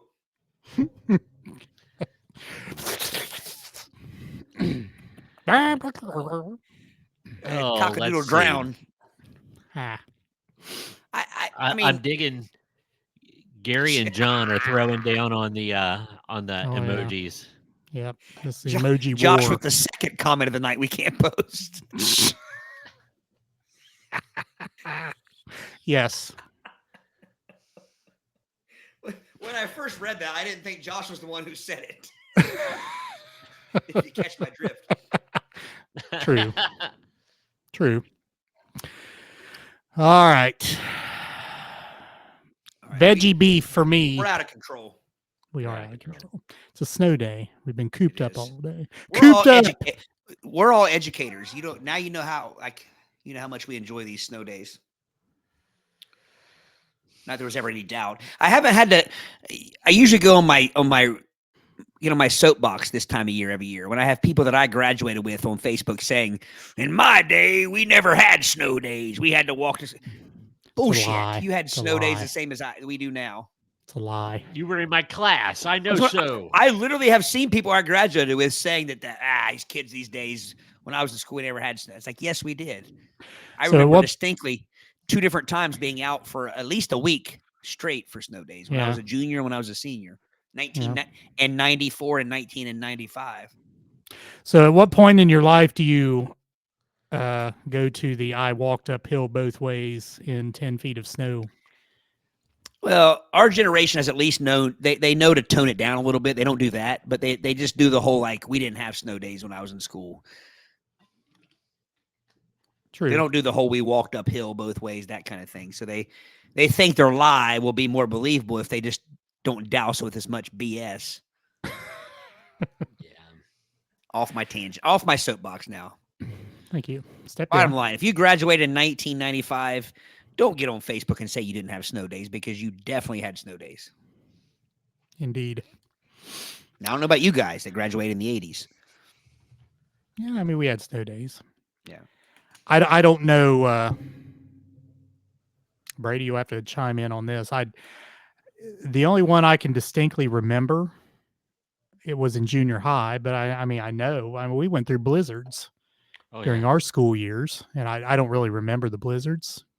I remember being out of school for a month because we didn't pass a levy, but that's my first memory of extended period of time out of school. But anywho, back in the days where you just shut the doors of the school, you can't fund the school, so we're shutting the doors. No one gets educated for a month. Yeah. Sorry, Bray. I just saw your text. Yeah. All right. I'm sorry. So hang on a minute. April agrees with Josh. Which I'm not going to touch that. All right. They show chickens at the fair. Ah, She's an expert. okay. Get your head out of the gutter. Guy here. Mind I out of get.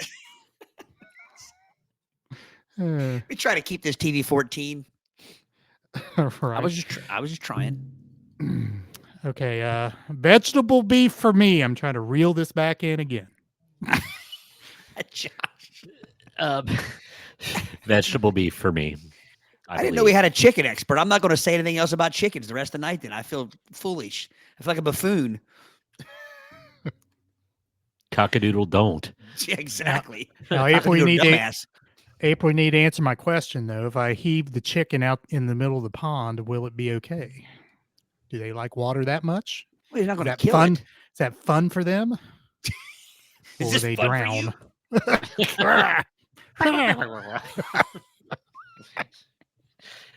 Oh goodness. All right. I don't think you can heave a chicken. I think if you heave a chicken, it's going to fly for a couple feet. Doesn't mean it won't come down. It's not going to fly from very far, is it? Yeah, but that's you. You're awful Not an confident in your anti-gravity chicken heaving. chicken. Yeah, you're awful confident in your chicken heaving limit, like how far you can throw it, how far you can heave it.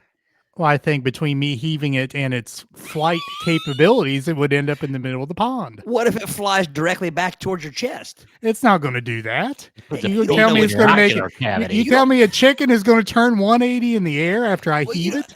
Well, hang on a minute. No. Now, you don't know which direction when you heave it that it's going to be soaring. I'm going to heave it ahead of me. It's going to go that Which way? Breast facing water? Head and breast facing water. Yes, it's not going to do a 180 in the air. If Or it thigh flops facing water. same difference. Here's what I'm saying. No. Yes. Hang on a minute. You're saying a chicken breast points the same direction as a chicken thigh? The thigh's on the side, right? The meat of the thigh's on the side. The front of the thigh is in the front. That's the knee. The it's chicken upper- knee. Chickens don't have knees. The chicken knee. Chicken don't have knees. The thigh is the What do you chicken call that femur. pointy part? You don't eat the pointy part. You eat the meat on the side of the thigh.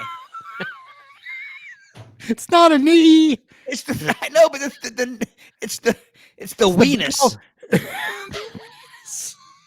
It's the bow of the inverted- thigh. It's the inverted elbow.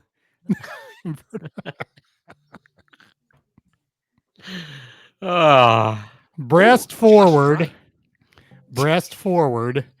and it will flop out into the middle of the pond. It will not do a 180 in the air and come back towards me. unless it's really angry. Doesn't matter. It has. April It just does, says it's the not in capable April. of doing I that. don't deny that the chicken will fly straight. My whole thing is Eric's heaving ability. He might not be able to keep the chicken straight as he heaves. It might twist. It might turn. It's going to be distraught because Eric's heaving it. The pitch and the yaw of the chicken might depend on Eric's heaving. As God is my witness, I thought chickens could fly. They can. Just chickens are master swimmers. Did you see what April says? What? They do have knees. They're called hawks. Hacks. Right. It's a cock. Beat me to it. I couldn't get it out. Is Eric broken? That's what they've been saying all the time. Folks, They've been you've heard of saying it, ham but- hocks, but have you heard of No, bear with me here, man. They've been telling us for years that they're having knee pain. We've been thinking they're actually going, "Cack!" And they're saying their knee hurts.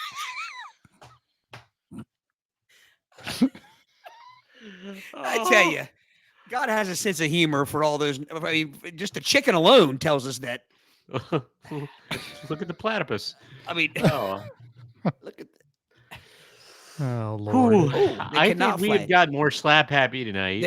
they are flightless birds, but they are Yes, not they- hawkless birds. Hey, but they don't have knees.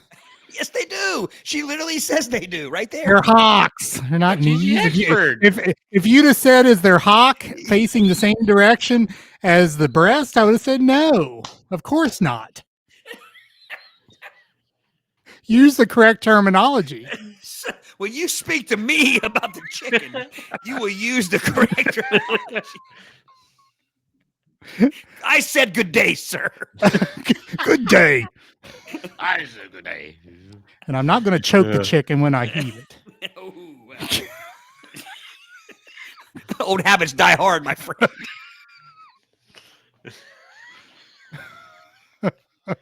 We're out of control. This is Oh, absolutely out of control. I'm sorry, John. I hate that this is the first episode you've watched. See, this is what happens when we've been cooped up inside for a couple days. You said cooped. I already did it. Don't give him credit for that. Sorry. That was my pun. I didn't even I mean thought for to. sure that I remembered at the 4th of July festival chasing some chickens, and I thought they flew for a few yards. Like They can fly for a right few when you meter yards. right when you thought you had them, I thought they flew a little bit.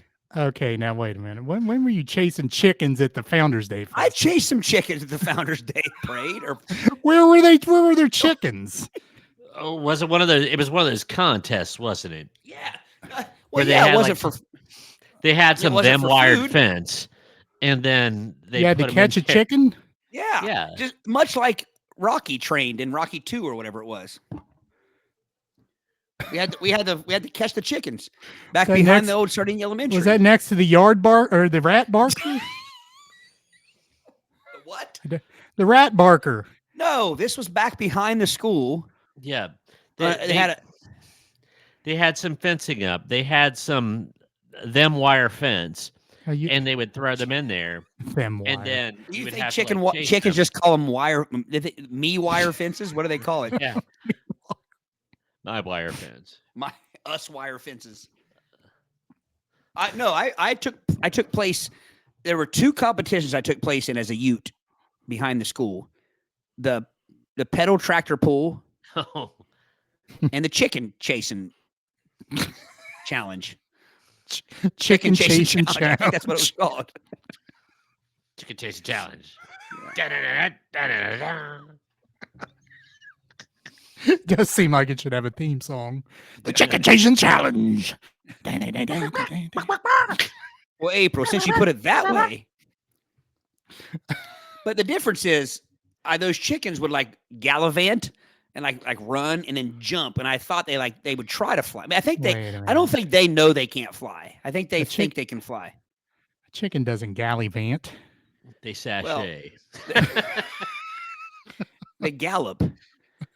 But I'm saying like the chickens would be running and you're like, I got this chicken. You reach out and you go to grab it and they would do this little, like they thought they could fly. They would launch and then just flutter for just enough to get away from you. It was like a boost in Mario Garrett. Fairbairn is Mario Garrett. So Celia was asking if the chickens were following the Hill Williams. And they would avoid the Thomas cats and the Robert cats.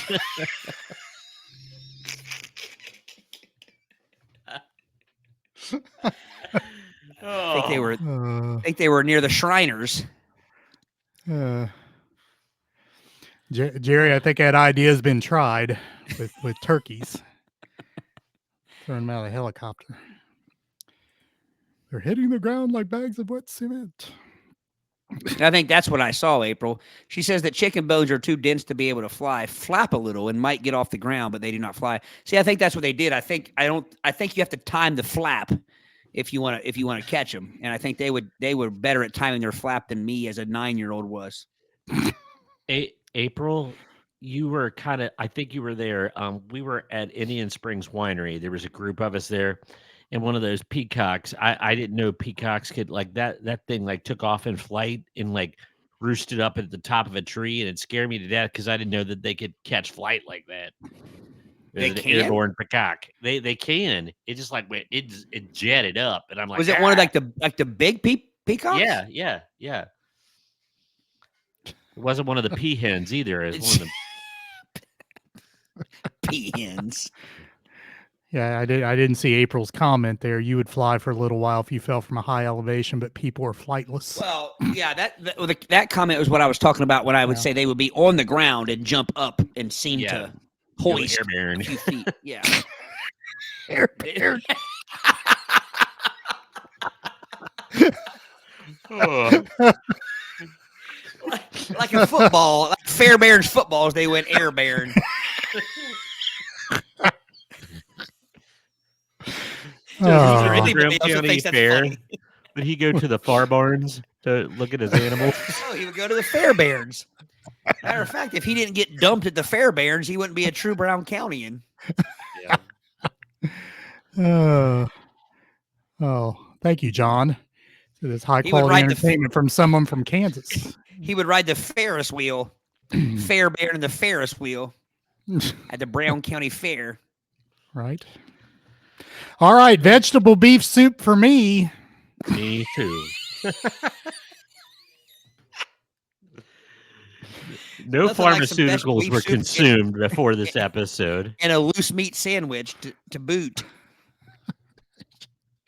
What a boot, the loose What a- meat sandwich. I already picked it. What are we on? Oh, vegetable We're beef. still on vegetable beef versus chicken noodles. 3 decades later. Right. I feel like I'm a lot smarter after tonight's episode. I feel like I know a lot more about chickens than I used to. Thanks to April. Fact. So what's your vote? Oh, me? Yes. Chicken noodle. All right. So 2 vegetable beefs and 1 chicken noodle. Is that what we got? I think so. All right. So I'm sorry. I just feel like April's like there's just so much knowledge coming out She's tonight. flexing now. Right. So big jump for peacocks. One giant leap for peacocks. Domestic turkeys are the same. She's there a font of chicken knowledge. Fun facts: peacocks also scream, "Help me! Help me!" Why is it going to sound like Granny from Beverly Hillbillies? What do you think a peacock would sound like if it were indeed in danger? Well, Or- it's a regal, majestic creature. It'd be more like, I need assistance, please. No, not these old hillbilly piss peckers. They would yell, "Help me!"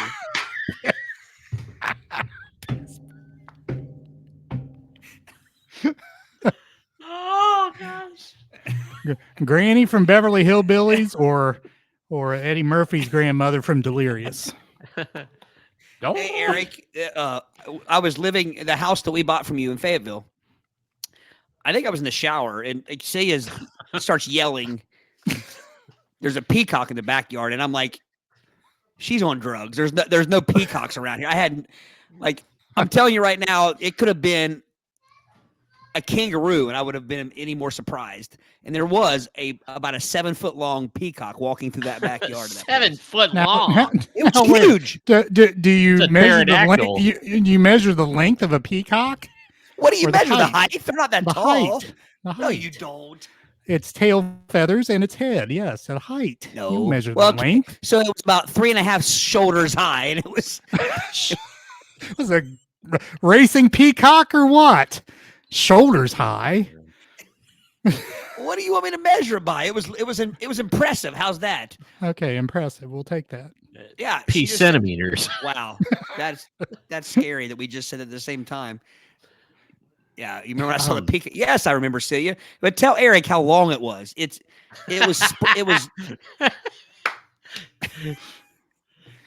was impressive to see that. I had never heard of one in Brown County.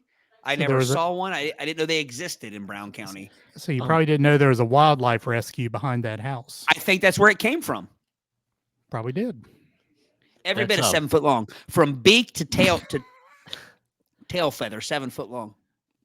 The strangest thing I've ever seen. Sorry, this is like I was riding my bike around Lake Winoka, and there was one lone huge pelican that landed. Snot. I think it was migratory, and it just kind of like took leave for a few minutes, but they had to chase it off because they said it'd be like like an overeater at the Golden Corral, that it wouldn't leave because it was just getting all the easy catchings.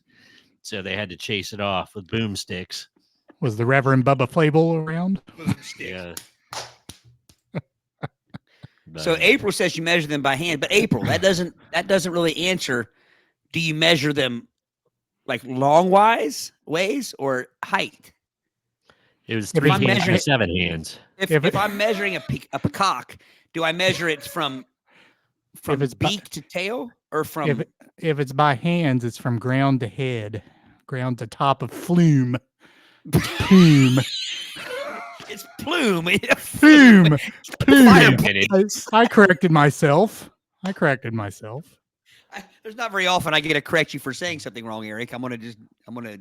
And yet you were still slow to the uptake. I corrected myself before you did. Well, you So should for be the those- first one to correct yourself. You knew as soon as you said it, you were wrong. Welcome to Plumage. the Essence of Play It By Ear podcast. When you thought you were going to get a soup racket, but you're getting a in-depth education about barn fowl and peacocks. Okay, so Eric, you take your run-of-the-mill anteater. Now, is an anteater more impressive with its height or its length? You can't compare an anteater and a peacock. No, because they're shaped similar. No, they're not. Yes. Oh.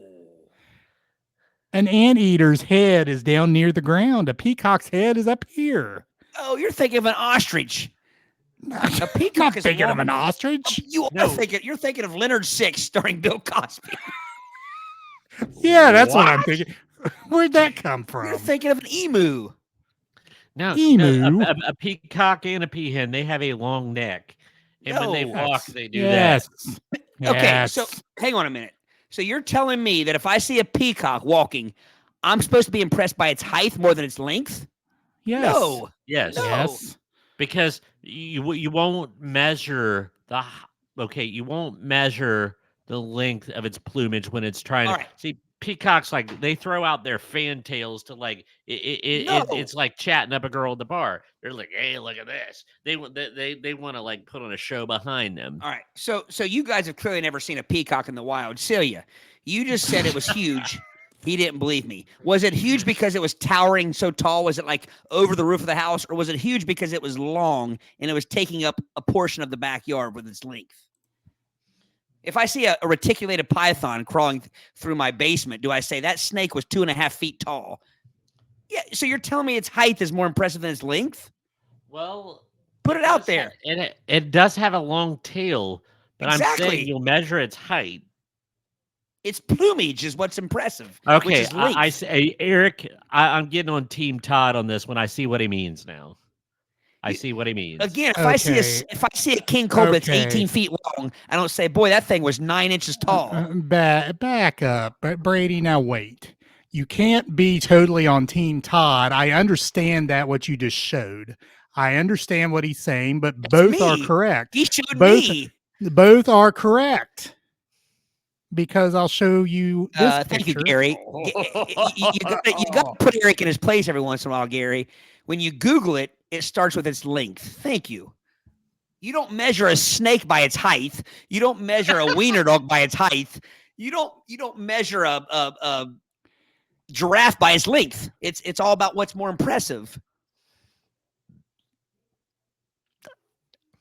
No. He No. has nothing. I'm wrong. Brady's It wrong. puts- Gary's wrong. Google's wrong. But Google Eric's is wrong. no. I'll fight to the death about this, sir. It puts its tail up in the air, and I'm No, it trying to get this doesn't. picture. It doesn't. It's not a turkey. Yes, Well, no, Come it on. actually does, Todd. He is. I'm not correct saying on it that never point. does. See, look. So again, here. listen to me. If a snake is crawling through your yard, do you say, by gosh, that was a 2.5-inch snake? there, right there. See it? See it?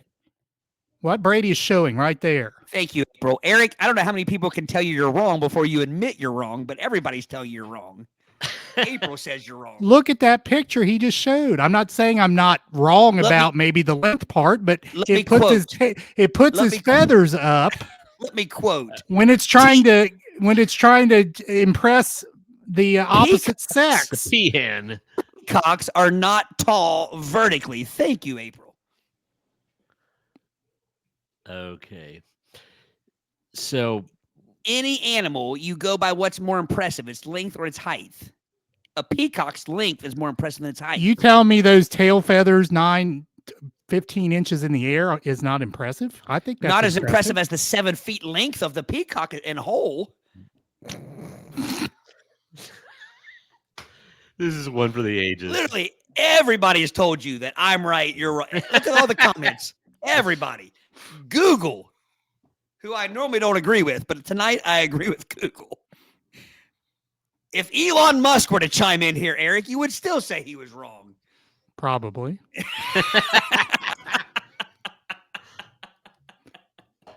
So anyway, All vegetable I'm telling you is beef. this. So Cydia Vegetable calls me beef out for of the me. shower. I'm naked. I come out of the shower. I look out the back window, and the first thing I see is a bird that's about 7 feet long, not 9 inches tall. That's what I saw.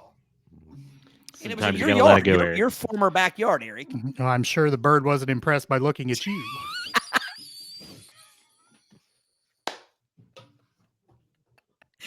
Not length or height. Right? I can agree with that, Eric.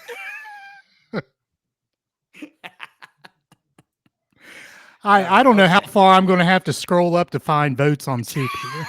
Well, you're going to have to scroll all past all the ones that are saying you're wrong and I'm right. That's where you got to start. John, is there an emoji with a middle finger? Is there an emoji with a peacock? Because I guarantee you it's longer than it is tall. There you go. Find a peacock emoji. I'm looking it up. I got it. If you got it with its tail feathers up, you're not going to show it. The way he's laughing. I'm sitting up.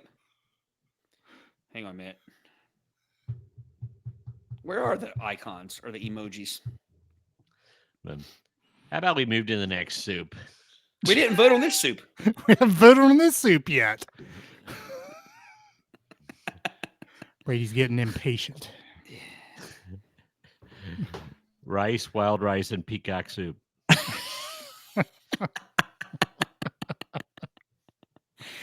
Oh, hey, James, isn't that the case with all birds? Vegetable soup for me. You know, see, you're not helping me. Gary, you're not helping. Gary, you agreed with me, and now you're going to go against me and put a... Now the tide's turning.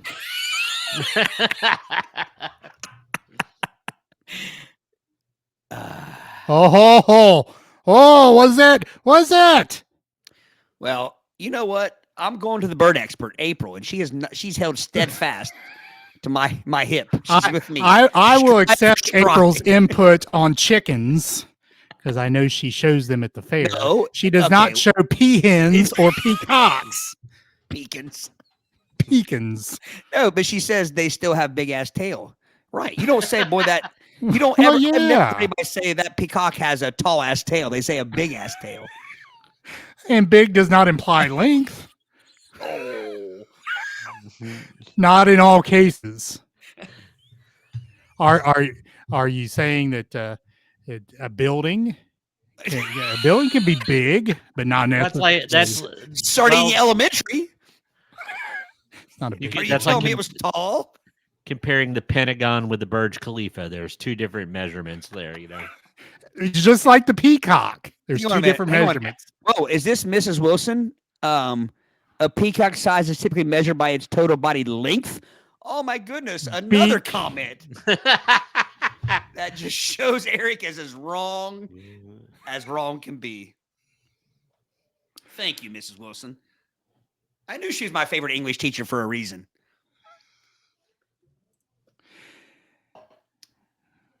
Then why do the emojis say that? I knew it was coming. I was waiting for it.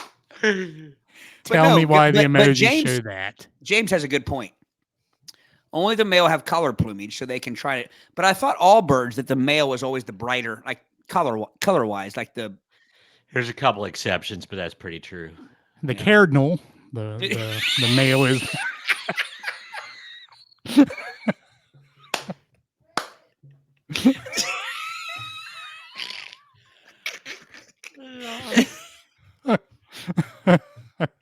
The cardinal. Oh. Oh goodness. Anywho, Vegetable soup for me. Mrs. Wilson told me to now I feel like I'm getting yelled at again, Mrs. Wilson, just like in high school. Yes, read the rest, Todd. Just like your problem in high school, I'm sure. Okay, here's what I noticed about the rest. I don't see the word height anywhere. So I'm a context clues kind of guy. I see no word height. Yeah, Jim has a point as well. Okay. How do you compare the peacock and the anteater? So here's how I do that. Because an anteater is long. Everything about it's long. Its snout is long. It needs that to suck the ants. Its tail is long and bushy. Yes. In fact, I would argue that a peacock and an anteater are probably pretty similar lengthwise, but neither is known as a tall animal. You don't say, boy, look over the trees there. You can see that anteater coming this way or that cock.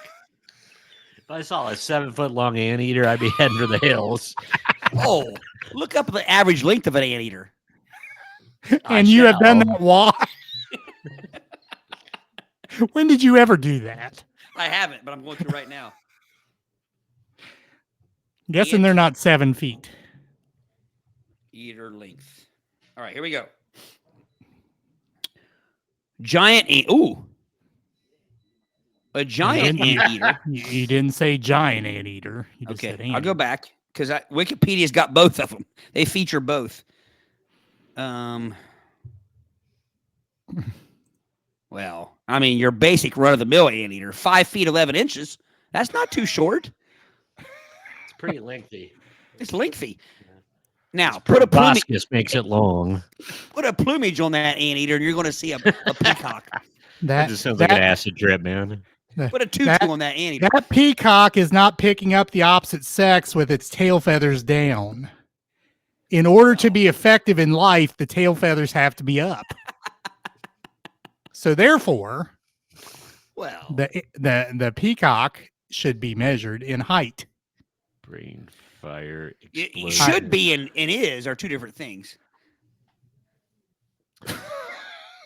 I don't know. So are you See, Gary, I don't know what that means, but I think it says Todd. Mind blown, I right. think. Again, I think that's what each one of those means.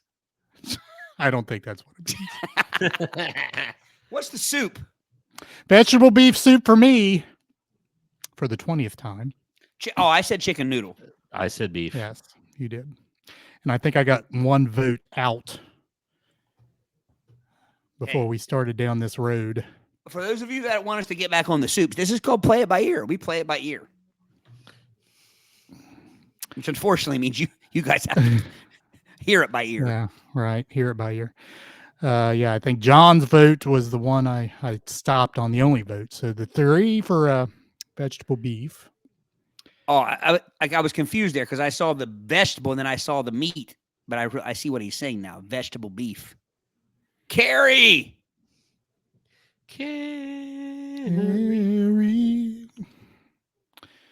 Little Europe. Now, did we lose everybody in our debate about the peacock and the? How many people's in the room? There's 13. No, we lost 7. It's not too bad. That's worth it. That was well worth it. I don't even know where the votes are now. I think John I may have need been you the only guys to one. revote. Yes, please revote. I remember John had vegetable beef because he had the emojis. That's a safe guess. That's a safe bet. Well, I mean, no, I just remember a piece of beef and a vegetable. Did he have an egg? Did he have an eggplant in his emoji? Because that could be the chicken or the vegetable. So April says, not just for mating, our turkey Christmas puts his tail fanned out to show affection and also protect the flock. So for protection purposes, soup again, to be successful in life, you have to fan your tail feathers out. Hence high, not far. Continued. A lot of chicken noodle boats here. There are coming at us quick. However, with that last comment, I bring up the king cobra. The king cobra stands up and puffs out his face, but nobody ever says, Hood. "Boy, that was his neck. that king cobra's face was 4.5 inches wide." No, they say that was an 18-foot long king cobra, the largest venomous snake in the world. Okay. This shows an education. But how does how does a snake transport itself? Slithering on the ground. So yeah, you would measure length. Right. All right. I st- Next you matchup. stand corrected. Brady's getting impatient. Oh, Brady. I know. And I chicken don't know what noodles. those. Chicken noodles running away with it. I'm punching it. It is. Go ahead and punch it. Punch it. Bunch it. And we're, by the way, just so you guys, we're only doing one round of this, so don't panic. Yeah. Right. All right, I know what Brady's going to pick already. Brady, you can lower your dander because this next soup's going to please you, like only a soup can. Get it? Can. Ah. This is the Campbell's great for cooking line of soup. French onion Oh, Oh no. l'oignon de français.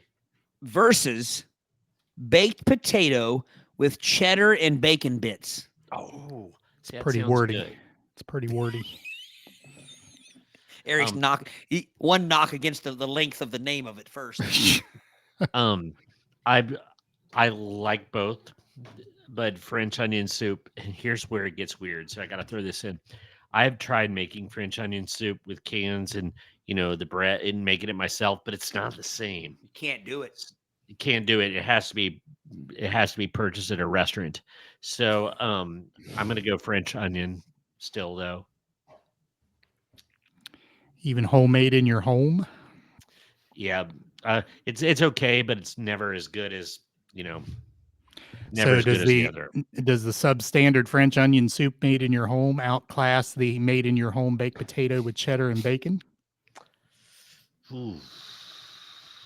I'm making you think. I was I'm gonna say, pushing you. Yeah. he's holding you to the fire, Brady. I still like the breads and the cheese, so I'm gonna go with the French onion. Well, Brady, you've been getting French onion soup at restaurants for as long as I've known you. Yeah. And the only other person I know that gets it more than you is Celia.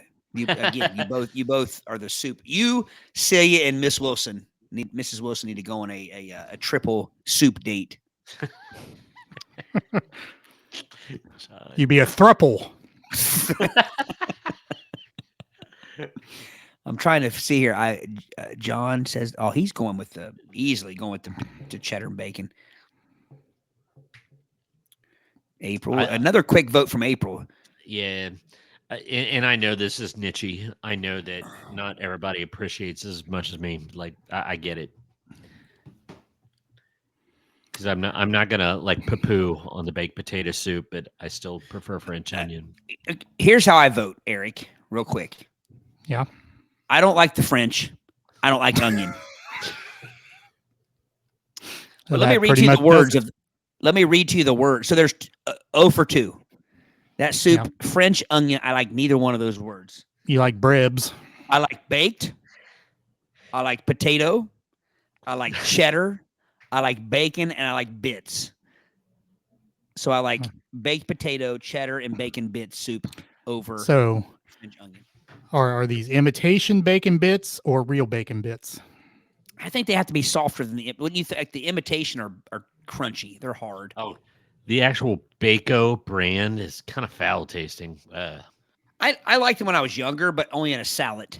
Yeah. I wouldn't want them in my soup. So what is an imitation bacon bit made out of? Crab. Yes. Carp and Lagostino Mudvayne. pigs.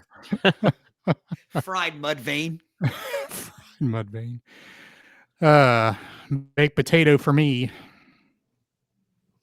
So Brady's sticking with the French onion. We Oui. All right. So proper we'll start. crockery is important, Miss Wilson. Let's see. I don't see any other. Well, hold on. There's a French onion vote by Celia. Hence, you said she orders it just as much as Brady does. Yeah. Freaks. She qualifies her vote. She votes French onion because I can make the loaded Leaded.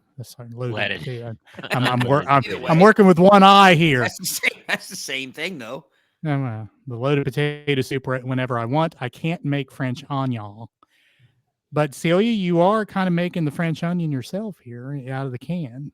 I was getting ready to say, but I did say that like this is showing like Campbell's, but it could be your favorite French onion. Yeah. So I guess if you like it from a restaurant, you should. If you like that better than a potato soup, you have to vote for the French onion. Yeah. Carrie has never had either, but she says she makes a killer potato soup. Carrie, is that a threat? That would actually kill you or good? Gary with the French. Is that a French emoji? Is that what I can't say? I don't know what that is. He's no John Wise. I know that.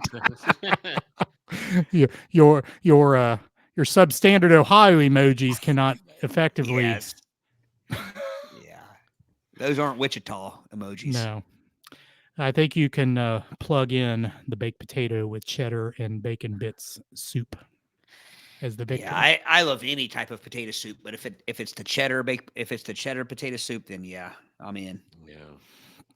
Do I pick it? Yep. And All by right. the way, there's John's emojis for the potato bacon. All Where's right. the cheddar, John? We need some cheese. There's got to be a cheese emoji. Cheese emoji. Campbell's. Oh, that doesn't matter. Chicken vegetable. What the hell is that?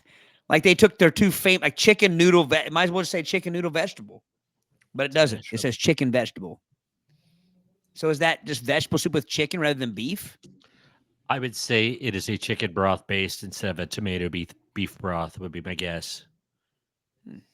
Versus Fiesta nacho cheese soup. Nacho cheese. My goodness. And by the way, that is also from the Great for Cooking line from Campbell's. So are there other soups not great for cooking? I'm guessing, we said earlier there was one type of soup. I forget what it was, but we said it was, you see it as more of a cooking. I forget what it was. Eric, you did. Mushroom, the cream of mushroom. Yeah. I would say that as a soup. I think that's kind of what you were saying, is that soup is good for cooking, but not for solo eating. Solo consumption. Yeah. I'm looking at some pictures of the Fiesta nacho cheese soup, and I cannot find one single picture of it being served as a soup. It seems like it's an additive and everything. Like every single picture I'm seeing is a casserole-based thing. So, and I'm also going to take a quick look at the chicken vegetable soup because I'm going to guess it's a white light color instead of the red beefy color. Let me look. It is the yellow color. Are you talking about the chicken vegetable? Yes. I would call it like a pale burnt sienna. Yeah. See, it's this color instead of It's a carrot color. Yeah. Yeah. What crayon is that number in the 128 That's in the Bob Ross collection with a nice yellow ochre in it. Or the sickly Alf color. Sickly Elves. Elves.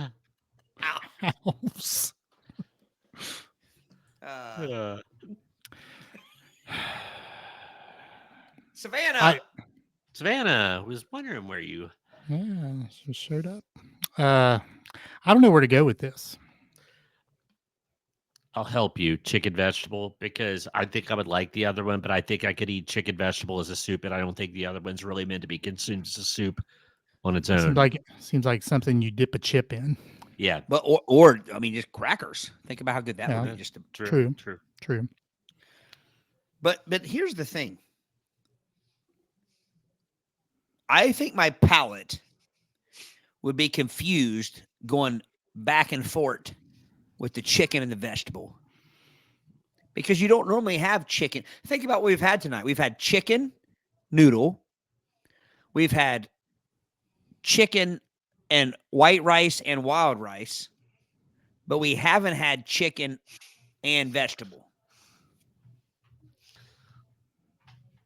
I mean, just something to think about. Gosh, Miss Wilson does not paint a pretty picture there. No, that's She said the very descriptive. She said the chicken vegetable is like not, or chicken vegetable. She chooses that one. The nacho cheese soup is like eating yellow Elmer's glue. Elmer's glue. Yelmer's glue. Yelmer. Savannah, I hate to hear you've been sick. I hope you're A speedy feeling recoveries. better. Maybe we can make you feel better with our shenanigans and our stupidity. Stupidity. Yeah, I guess chicken vegetable would be my probably my choice here. I will say this, guys. I really do think one word you're missing out on the nacho cheese soup, because I see people keep saying cheese soup. Fiesta nacho soup. It's not siesta nacho cheese. No, it's fiesta. What does that mean? It's the difference in a letter. It's a party. It's like in your mouth. It's like German engineered blades. Like, you guys know the joke. What does that mean? Like a party?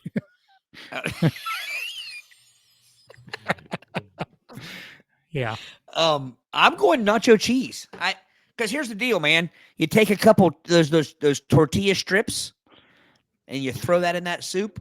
Okay, now you're now you got additives. But all these soup, I add. I'm a soup adder. I think that's a distant cousin to the puff adder. The soup adder. Puff adder. Measured in length, by the way. Not height. Chicken veggie for me. Brady, what about you? I said chicken veggie, just simply because it could stand on its own. Let's see. Celia, chicken veggie. Savannah, chicken veggie, although Fiesta Nacho is great for nachos. But again, something to dip your chip in.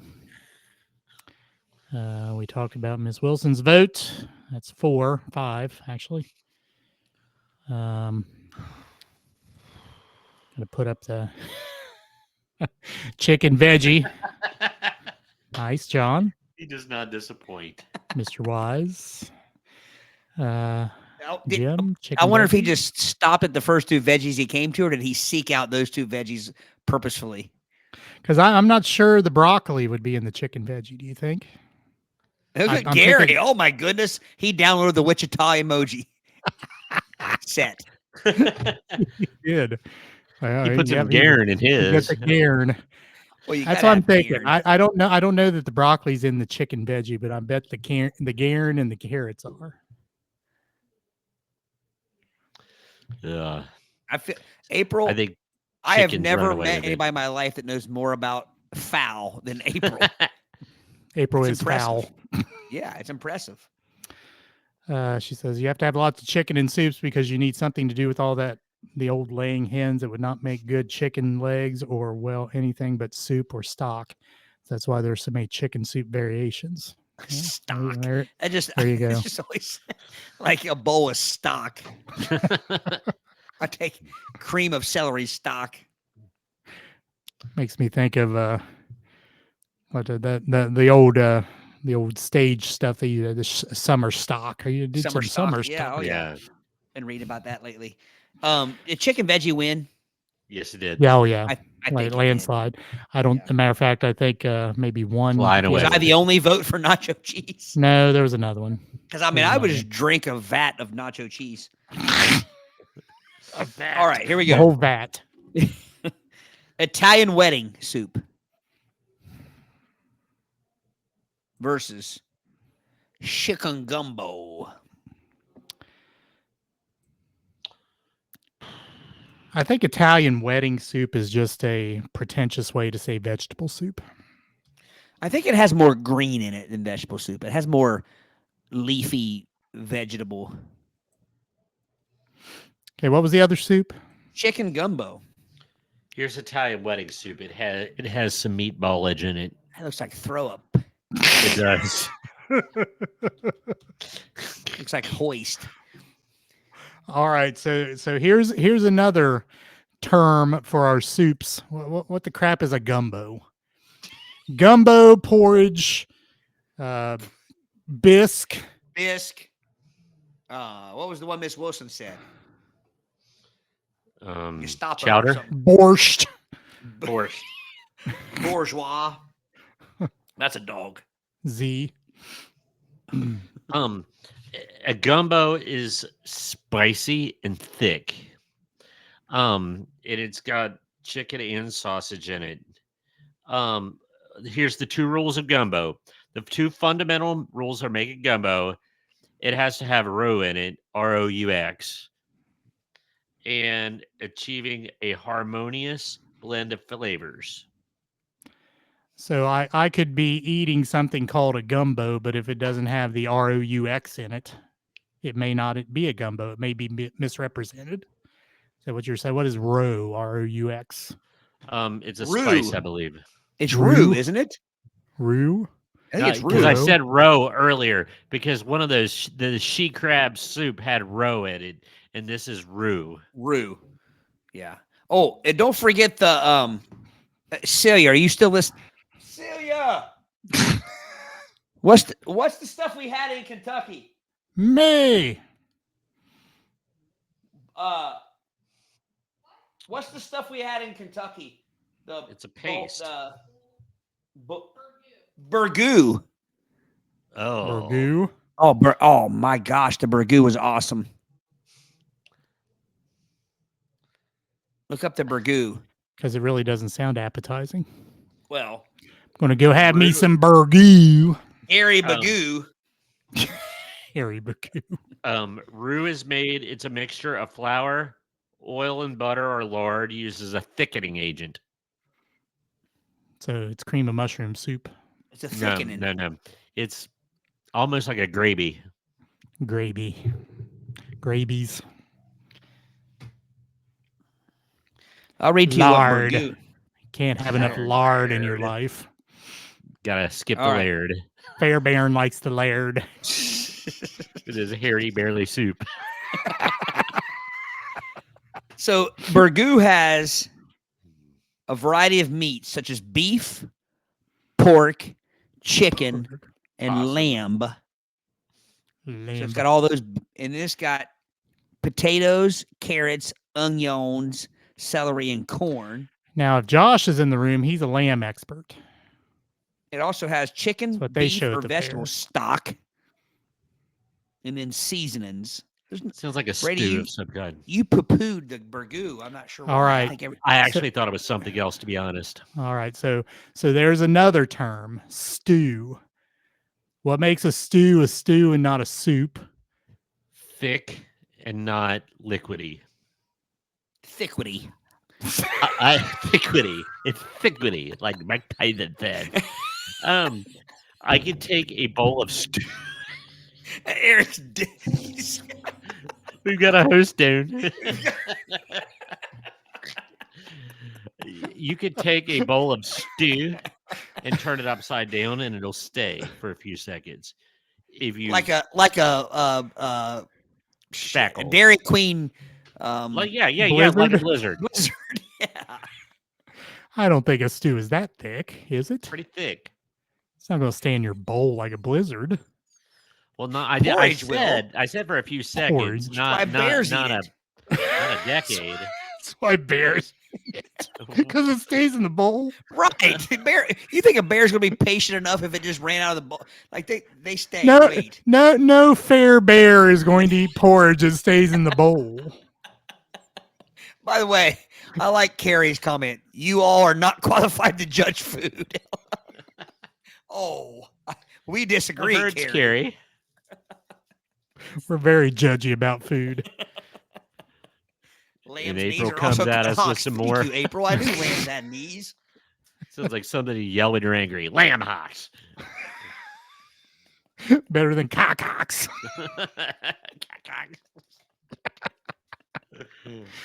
Oh goodness. Oh. We ain't right. We never said we were right. No. From day No. one. We're not right. I don't know where to go with this. And Go with your gut. mention the meatballish balls. bowels. So it's basically veggie soup with meatballs. Is that what you're saying? Yes. Hang on Yeah. a minute, Brady. Yes. I don't know that Italian wedding soup just automatically has meatballs. Every picture that I pulled up, it did. That's what I'm Did it? basing it on. Yeah. But on the can, on the Italian wedding, the Campbell's. By the way, this is from the Ready to Enjoy line of Campbell's. I'm sorry, their name is Campbell, not Campbelletti. So I'm gonna poo-poo their knowledge of Italian food a As little bit. opposed to their not quite ready to enjoy line. You have to think about it line. Here's my thing about gumbo. I put gumbo in the same category. There was a soup earlier that I said I like. Oh, it was the Japanese miso soup. And I said, I like miso soup, but I don't know that I want to eat it out of a Campbell's can. And the same way with gumbo. If I'm down, my brother makes awesome gumbo. If I'm down there and he's making gumbo, it's very good. If it's a Campbell's can of gumbo, I don't know. It's that. Honey pan miso. Italian Honey pan wedding miso. Honey pan miso. So, like seriously, and I'm not even saying this to be right. Every single picture of every brand of Italian has meatballs in it. Every single one. I don't argue that. I was just saying that the Campbell's variety. Are they beef balls or There's no sausage balls. bowls? It's sans balls. Yeah, it's neutered. Neutered. Neutered Italian wedding soup. Does that change your vote? Well, I was going gumbo anyway. well, I mean, here's the thing. If I've been dipping grilled cheeses in all my soups, you can dip balls in your soup if you want. I mean, like, Ouch. I didn't mean it that way. I meant if you need balls in your soup to enjoy it, then go ahead. Yes, Gary. I'm not doing well here. My point is this: if you add something to the soup that is normally in the soup, vote for it. Is what I'm saying. Don't vote for the Campbell's can. Vote for Brady's take on Italian wedding soup. Yeah. I mean, I've had both. I like both, but I think I like a chicken gumbo better. And keep in mind, there's more to it than chicken. There is the sausage, the andouille sausage, and Brady's literally been fighting toe to toe for this Italian wedding, and he doesn't even vote for it. Right. No. I like I said, it's good. I just prefer the gumbo. Carrie, did you mean not good, or did you literally mean that Campbell's is not God? He does make a mean can of soup. He might be a soup deity, but that's Pretty busy. I'm assuming he just goes to a good old can of Campbell's every once in a while. Campbell the God. I'm going Italian wedding. I believe I am as well. With meatballs. Really? I believe I am as well. Yeah. The meatballs sold it. I had some chicken gumbo when I was in New Orleans a few years ago, and it was delicious, although it set my mouth on fire a bit, but it was delicious. All right. So Brady says gumbo. Well, so we'll start with gumbo. That's the first votes over here I see. So there's 3 gumbos with Savannah, 4 gumbos with Carrie, 5 gumbos 5 with gumbo. April. 6, I believe that's chicken gumbo instead of jumbo. 6. Those are the 7-foot chicken jumbos. Sorry. Gary with the creativity on the emoji. Gumbo. 7. Oh.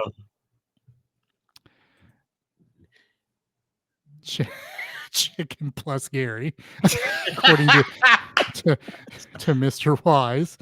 That's 8.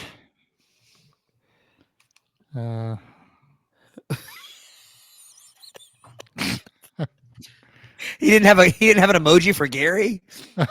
I guess not.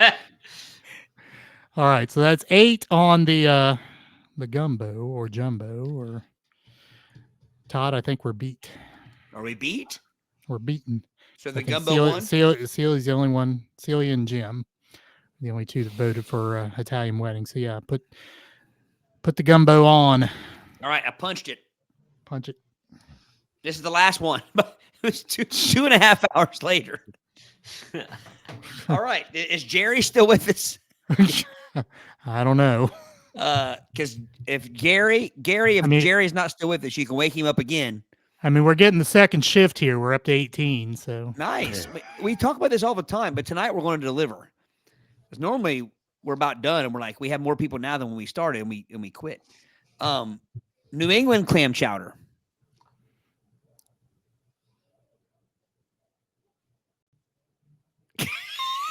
Gary, you cheater.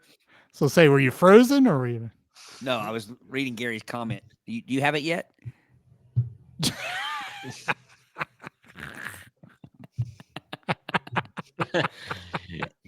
All right, so Whatever works.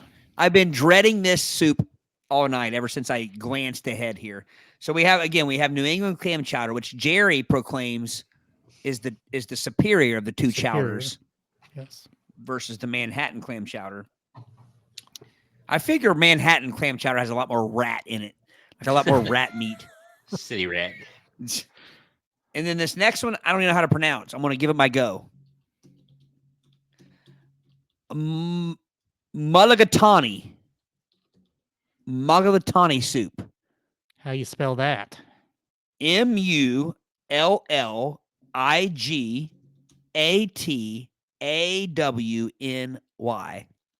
Man, that soup needs to buy a vowel. I'm going to call it the Tawny Catan soup. There you go. Mulligatawny Catan soup. By the way, this is Heinz. Brady's gone. He's out.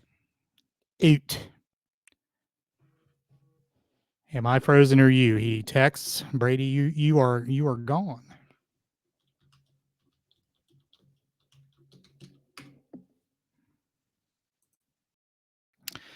He's got to be patient. Yes. Because sometimes this new format does freeze, but you got to work through it. Again, guys, this is Heinz. This is the first Heinz soup. I didn't even know Heinz made soup. Not Hunt's. No, no. Heinz is the superior ketchup, easily. Well, yeah. But yeah. Apparently they made soup, or at least they have or did. And this is called mulligatawny. I don't know which syllable to emphasis. Is it mulligatawny or is it mulligatawny? Or is it mulligatawny? I think it's Maliga Fairbairn. The Haynes Classic Fairbairn soup. Either way, the mulligatawny soup is going against the New England clam chowder. Now, I will say this. I'll try to get the picture up. This looks very much like a tomato-based soup. The mulligatawny? Yeah, there's the mulligatawny. Because the picture I'm looking at, it's yellow. Well, you see the one I'm putting up there? It's orange. Orange. Yeah. So I'll read the description. A soup which originated from the Tamil cuisine. The name originates from the Tamil words milagu, which means black pepper, and thalanir, which means water. So it's literally pepper water. Main ingredients commonly include chicken, mutton, and lentils. So lamb. You know,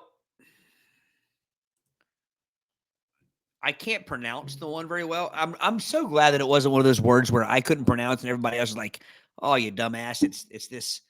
It doesn't seem like anybody can pronounce it. But I got to be honest, it doesn't sound bad. No. And since I don't eat clams, but I will eat mutton. I like mutton along with my mead. Don't want no mutton. You don't like mutton? Well, to be fair, I've never had lamb. Just doesn't sound appetizing to me. You should go to the golden lamb. It always looks pink. I want pink meat. You should go to the golden lamb and get the lamb. Yeah, I mean maybe. Oh, John. See, we've always talked about this, John. None of us are big Seinfeld people, which I know that turns a lot of people off. Well, and it's surprising because it seems like Seinfeld would be right up our alley. But 'Cause we've actually had people tell us our podcast is pretty much like Seinfeld. yeah. I do not like clams. And whatever mulligatawny was is what I was going to pick. But after hearing the description of it, I'm in, especially over clam chowders. Is that your vote? My vote is first off, I don't eat clams. Hang on a minute. Mrs. Wilson says, well, hang on, I gotta bring. Somebody says mint jelly. Looked up the other, and it is November. Oh, she's 12th. talking about lamb. April's talking about lamb. Yeah, you got to have the mint jelly, which seems like toothpaste, but it's really good on it. I was gonna say, mint jelly does not sound appetizing either. Yeah, I vote. Mulligatawny soup recipe combines flavors of chicken curry, apple, and creme for a lovely Italian Indian-inspired dish, according to Miss Wilson. What's John's emojis? New England. Nice. Nicely done. Very nicely done. Yeah, my vote is mulligatawny. Yours is as well, Todd? Oh, easily, yes.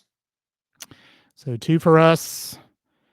Savannah, mulligatawny, although she doesn't like either. Probably like us. It's like just picking the least of the 2. John voted the clam chowder.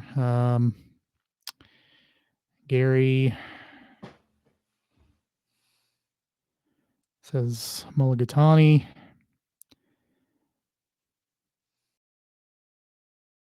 Jim says if I've had a hero, then I've had a lamb. I've not. I have purposely gotten my heroes with chicken.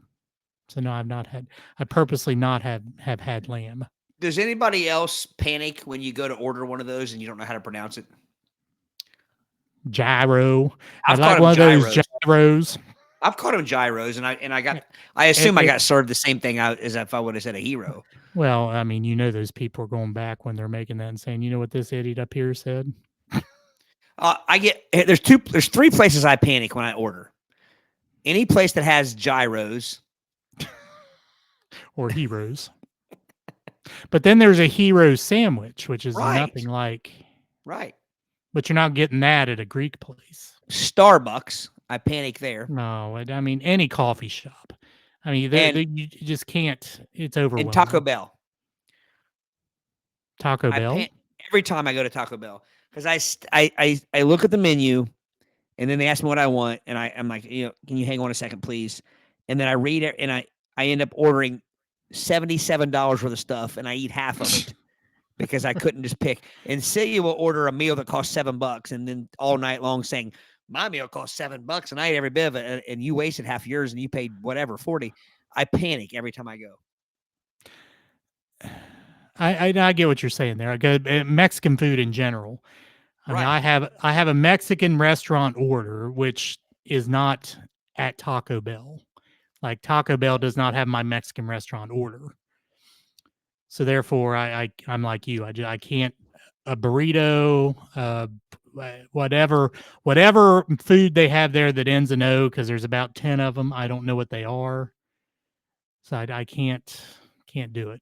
But back to the coffee shops. I mean, I don't even know what any of that means. No. And I don't drink coffee, so it's like, nah. And venti and Starbucks is just pretentious. I mean, call it a small, medium, or large, a venti or a what? I don't even know the other words. Don't even know what it is. So I mean, I'm not going to order there. Yeah, I typically just point. I typically point. All right, so I think clam chowder may win this actually. So Celia, what is NECC? What does that mean? I don't know either. I saw that. I'm confused. Dennis, welcome. Dennis says he is fasting if those are the choices. He will not choose either. Gary orders a number 7 at Taco Bell. Todd, that probably is one of the numbers you throw out there, I'm guessing. I don't know. I just can't get, because there's never one number that has everything I want. So lately what I do is you can't order a la carte? No, so lately what I do is I sit in the parking lot. I sit there and I order on my app.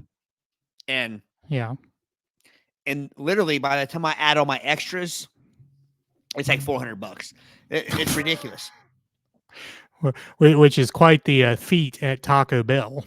Well, anymore. I mean, like, but by the time I put guac and sour cream and all the, it's ridiculous. Oh, say it says New England clam chowder. Don't get all fancy. Yeah, right. Celia. Use the characters. Use the emojis if you have to. All right. So now on to the clam chowders. Chowders. So Brady says he's connected with no internet because your Wi-Fi is working and your internet is not.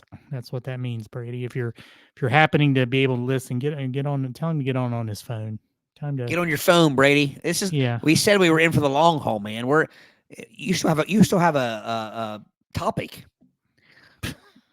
This is the last soup of the night. All right, clam chowder. I think Brady was going to vote clam chowder, wasn't he? So Mrs. Will, I feel like I have to explain myself because, again, say it tells me the same thing, like order a number, but there's not one number that has like I like to where I like everything. But again, I mean? can't you order a la carte? Can't you I do. That's piecemeal. That's my problem.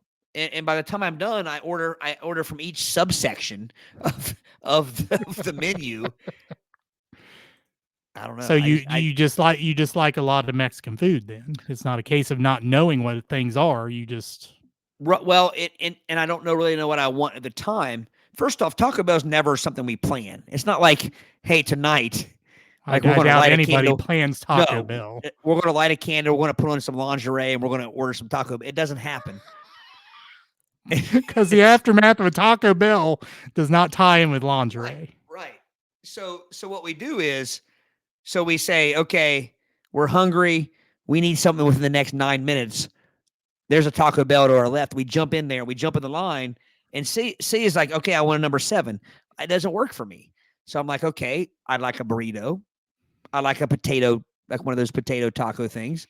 I would like this, that. And then what I do is halfway through, I start thinking healthy. And I'm like, well, shoot, that thing I ordered was 900 calories. So now I got to back it down. So I do way too much thinking. That's your first problem. You never look at the calories at a fast food restaurant. No, but that's what I mean. Like, but Taco Bell's never a plan. So because of that, I panic. Welcome back. Thank you. Spectrum had a quick outage that was quickly fixed.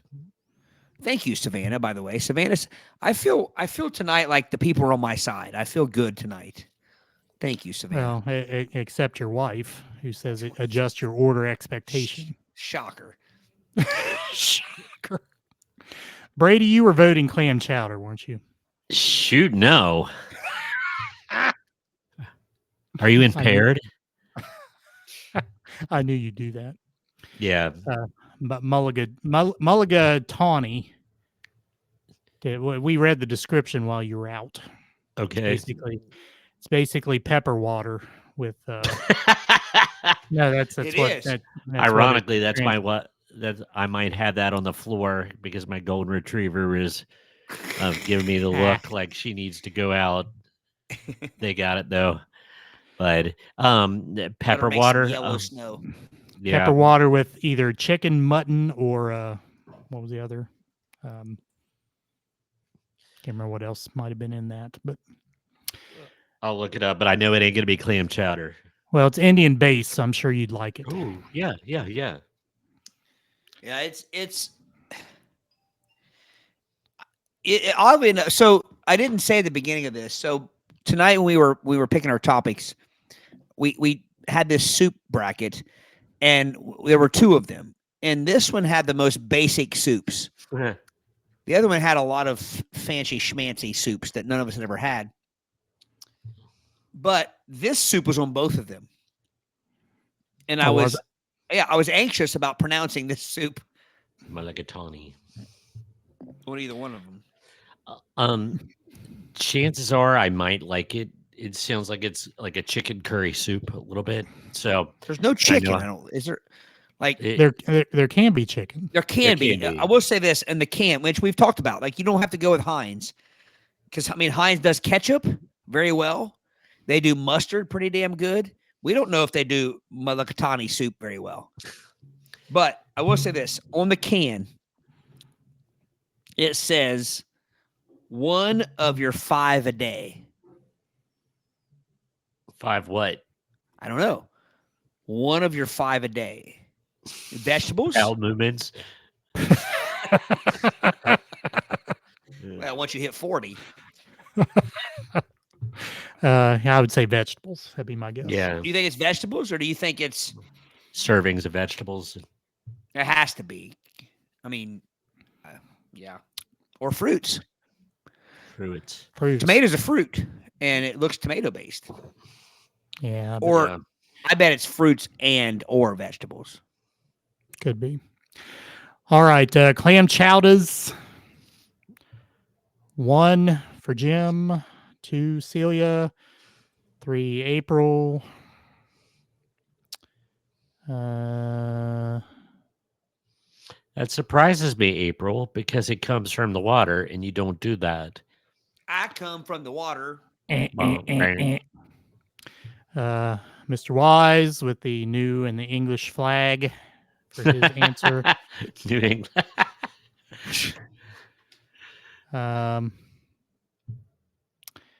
Miss Wilson, clam chowder 6. I think clam chowder wins. Yeah. Just by 1 vote, I believe. Yes, April, nothing with clams because you don't do anything from the water or on the water, in the water, to the water, up again the water. Clam chowder win? Clam chowder won. My goodness. As disappointing as that is. Boys and girls, that is the first round. I want to save that.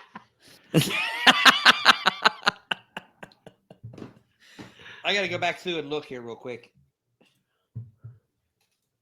All right, egg drop 1. Just I'm doing double. I'm backing up double here. Tomato 1. See how hard we work? I wrote this all down. You're a worker. You're an overachiever. I'm a donkey. Chicken donkey. So we still got 3 people in the room. Only 3? No, 14. I'm sorry. Oh. I had 14 people in the room nearing 3 hours. Just picked up 2. So, are we doing the second topic? Chicken gumbo. I can't believe won that. And then the clam chowder. All right, I have the first bracket. How about we do the game? Do we have a game? Or are we going to do the shouting game? Brady requested a game.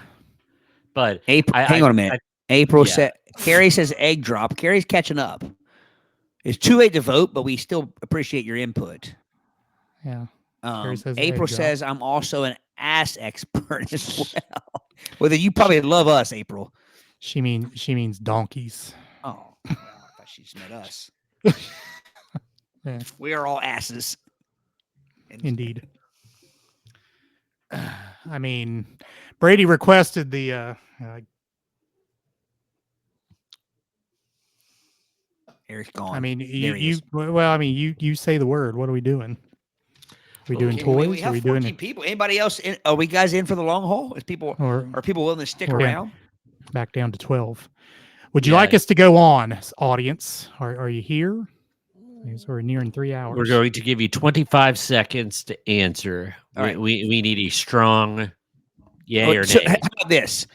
Game second topic or nothing. Be gentle. Savannah says she'll stick around. All right. See if you all can see the chat right in Brady's screen. You read that.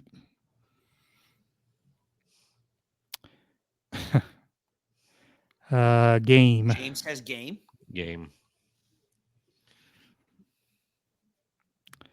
He just wants to see me get my ass kicked.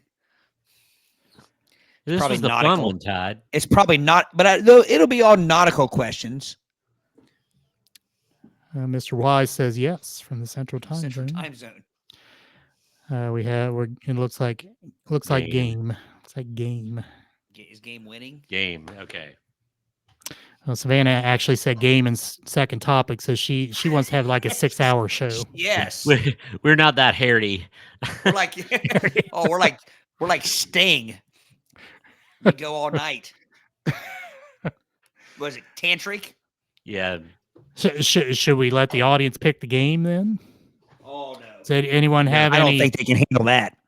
No, I think we should do the one I suggested because the audience, I think, will. It's one of those ones that they could kind of like help adjudicate and chime in on. I got my scepter. I have Break. my battery.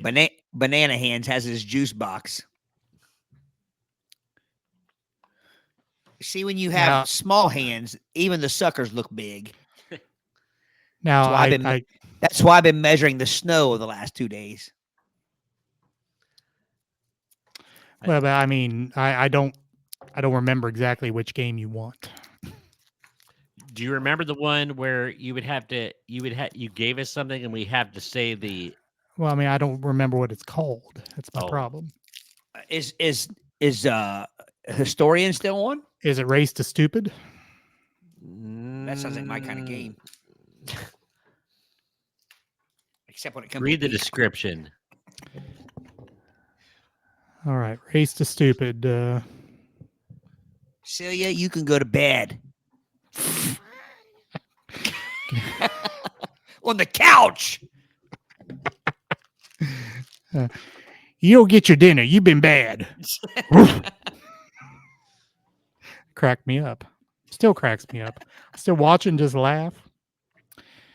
Now Todd sent this video, this bulldog, and they were saying, Eric, "You're not getting your dinner. You're bad."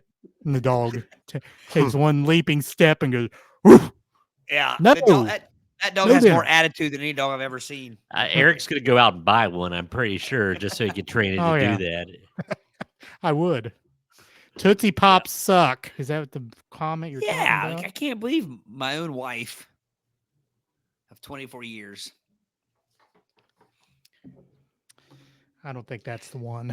I think Okay. Race to Stupid is the Use one. boxes suck. Not as bad as Hugs.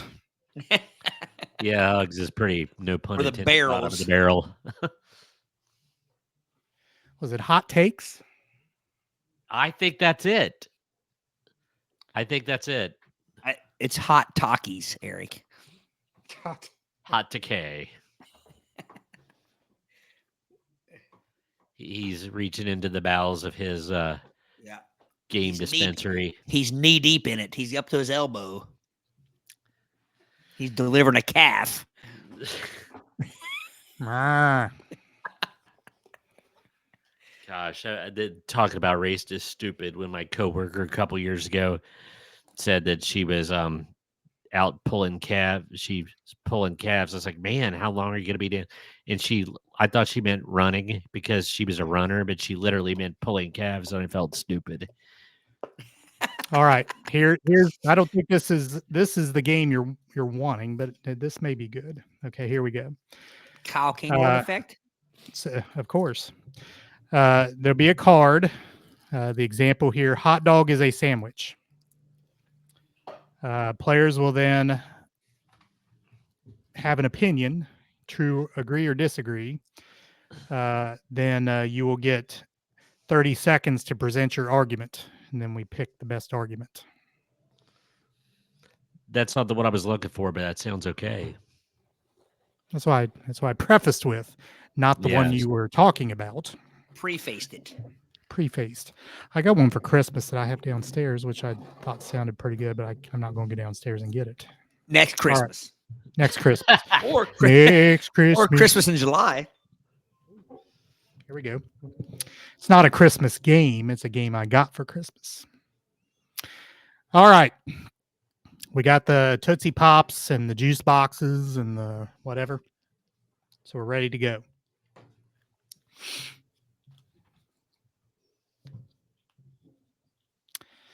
All right. As always, we drew lots backstage. Brady will be the one to give the first take. And again, you'll have 30 seconds to formulate your argument and 30 seconds to present your argument, or however long. If you like to take less than 30 seconds, that's fine. All right. Hang on a minute. What I heard was we got to think. Well, I guess, yeah. All right. Here's our first hot take. Do we have to write this down? No. It's just Okay. oral presentation. Yeah. Yeah. So going along with our first topic, Oh shoot. and this certainly would get my dander up if I were giving a take. Cereal is a type of soup. Cereal is a type of soup. Either one, Brady eats it with a fork. That is not the topic. What do we do? All right, you can formulate the argument in your mind, but Brady's going to Okay. be the first to give his argument. Okay. Oh, okay. Cereal is not a soup because A, there is no such thing as a breakfast soup. B, I could take a box of cereal and I could eat it right out of the box on its own. Or I could add the melt to beat the dust down in the bowl. And Dust bowl. And then It- sift it out with your fork. and I could sift it out with my fork. A soup I could not sift out with my fork, but no. Plus, I have a very strong rule against cold soups. And don't come at me with hot cereal. That's not. We're not talking about oatmeal. We're talking about Reese's Puffs or Cookie Crisp or all these adult cereals that I eat. And Yeah. so therefore, is not an adult cereal. No adult has ever said cookie so excitedly and won any point. Just so So- everybody knows. I just had to throw Cookies. that out there. Excuse me. Continue. cereal is not a soup. I rest my case. All right. Todd, you don't necessarily have to disagree with him. But for the sake of arguing, I mean, I've already won one major argument tonight, so I'm going to go with my second win. And I'm going to say that everything Brady stands for, he just lied about. He just lied right to your faces. He does believe that soup and cereal are kin. He does believe that they are related. They are close cousins, because earlier tonight with the split pea and ham soup, he talked about how he would eat that by way of forking out the ham in the soup. Objection. That is one specific kind of soup. No, my friend. You sit back. Sit back You and take sit it. back, yes. You better put your hands across each butt cheek, because I'm about to spank them both. The only way that he could do that would be to fork out the ham chunks, much like a cereal once it's in milk. First off, we don't even need to talk about cereal before it's in milk, because everybody agrees that cereal is in milk. So you can't base your argument about pre or post milk. Why not? I just did. No, you can't. That would be like arguing that your steak pre A1. Oh. It comes with the territory. So I will say this: Brady, who by the way eats his cereal with a fork, he eats Yeah. his Objection. he eats- Irrelevant. He eats his cereal with a fork, folks. That alone I rest my case. I would say that Brady damn well says that cereal is a soup. I rest my Okay. case. All right.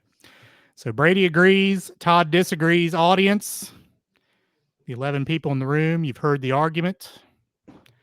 We'll let you decide. Is cereal a soup based upon the arguments presented or not? Gary says cereal is basically gazpacho. What is gazpacho? I don't even know what gazpacho is. I've heard of it. Is it soup? Is that what it is? They're the ones that broke down the door and dragged people out. So Savannah says, I eat shredded wheat with a fork, and John will eat cereal with a fork too. So then there's Savannah saying she agrees with me. Is that what she said? Yes. All right, audience. Now, if you eat grape nuts with a fork, that's something. So Carrie just says no. Which argument are you saying no to? That cereal is a soup or not? Thank you, April. What I wanted to know, what I did right there was I attacked the character of Brady rather than his answer. As if We've this been were friends long a enough. law. We've been friends long enough. I'm going for the jugular. Now I've to be fair, I've heard of people eating cereal with water and not milk. Not milk. I mean, as a Mr. teacher, you Wise, think I'd be used to that. again, brilliant use of the emojis. Cereal is not a pie.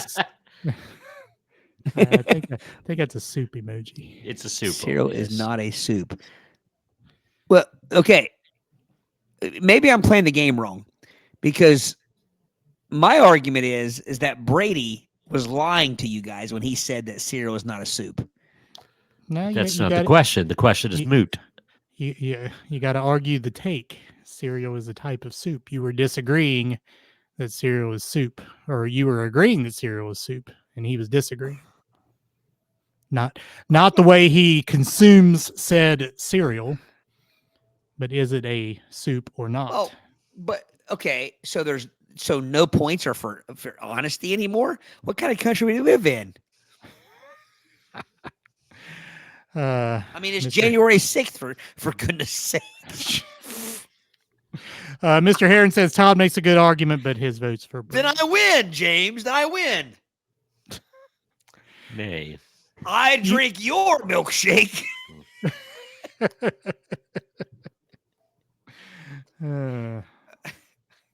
I agree, Gary. I see. I was saying that while Brady says it's not the same, he treats them as the same. Well, you're judging the best argument. I mean, they both could have agreed with the statement. You know, do you agree with the take or not? I guess Todd was saying that he did agree with the take. Todd is saying he said that cereal is a soup. I said cereal is not a soup. I was looking at it through the lens of Brady and saying that Brady, contrary to what he tells you, they're in the same wheelhouse. He eats his soup as he does his cereal. Well, okay. No, that's not true though. He ate that particular soup, fishing out the ham, which I also said I would, but I don't eat cereal at all. I never talked about how I ate it. So let's say this. Every cereal Brady eats, he uses a fork so he doesn't get milk in his chunks. He eats soup the same way. He eats the chunks out of it so he doesn't get soup in his chunks. Only the split pea. Yeah, I've never heard Brady say eat soup with a fork. Only split pea to get the ham out. That is the only thing that's soup. Therefore, no set. Nah. I think what I have proved is that Brady is Conjecture. utensil. He's utensil confused. Now, the take wasn't I should eat my cereal with a fork or my soup with a fork. The take was is Then I cereal a would soup or accept not? Todd's argument. Okay, but here's the thing: when you go second, you have to discredit the person who went first. I No. discredited him. Well, you can discredit him by saying no, cereal isn't a soup, but his reason's wrong as to why it's not a soup. If the take This was is the reason it's roller not a soup. coaster, if Well, roller first off- coasters are better than the beach, Todd's argument would be, I smell like oatmeal. Well, okay, so So he attacked me without answering the question. No. So my point is this. So then there's no point in a rebuttal. There's no point in a second answer if I'm just going to say, okay, cereal is not soup. My whole argument was Brady's argument was a lie. So you're saying you can't have a better argument as to why cereal's not a soup than what he said? Not really. But my point in the spirit of the game, in the Kyle King rule, I It's called hot takes, not Todd takes. I mean, this game wouldn't be fun if the first person that answers is always right. It might not be. Go to the next one. I shall show you. So are we conceding to Brady there? Is that what we're doing? No, we're not. Well, Carrie said that I'm right. And Jim tends to skew my way. Well, but see, on the next take, you get to go first. So it evens out. Cereal is the fork as thick when it's the soup. But here's the thing, guys. Those of you that are siding with Brady, you just listen to an absolute lie. He eats cereal with a fork, which means he doesn't want the wetness. So therefore, why does he eat soup if he doesn't want the dampness? No, I don't want the split pea.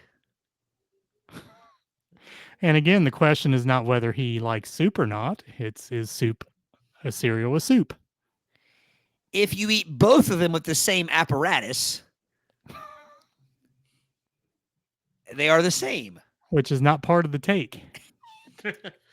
Well, then there's no game. If I can't discredit his answer. What is the best sport?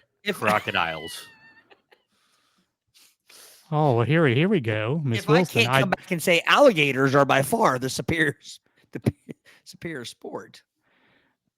Okay, Miss Wilson says I vote Brady because of his first point. You don't eat dry soup. You can eat dry cereal.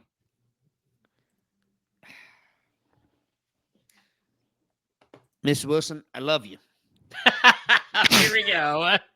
But Brady literally, with the first soup of the night, pulls the dry stuff out and eats it separately from the wet stuff.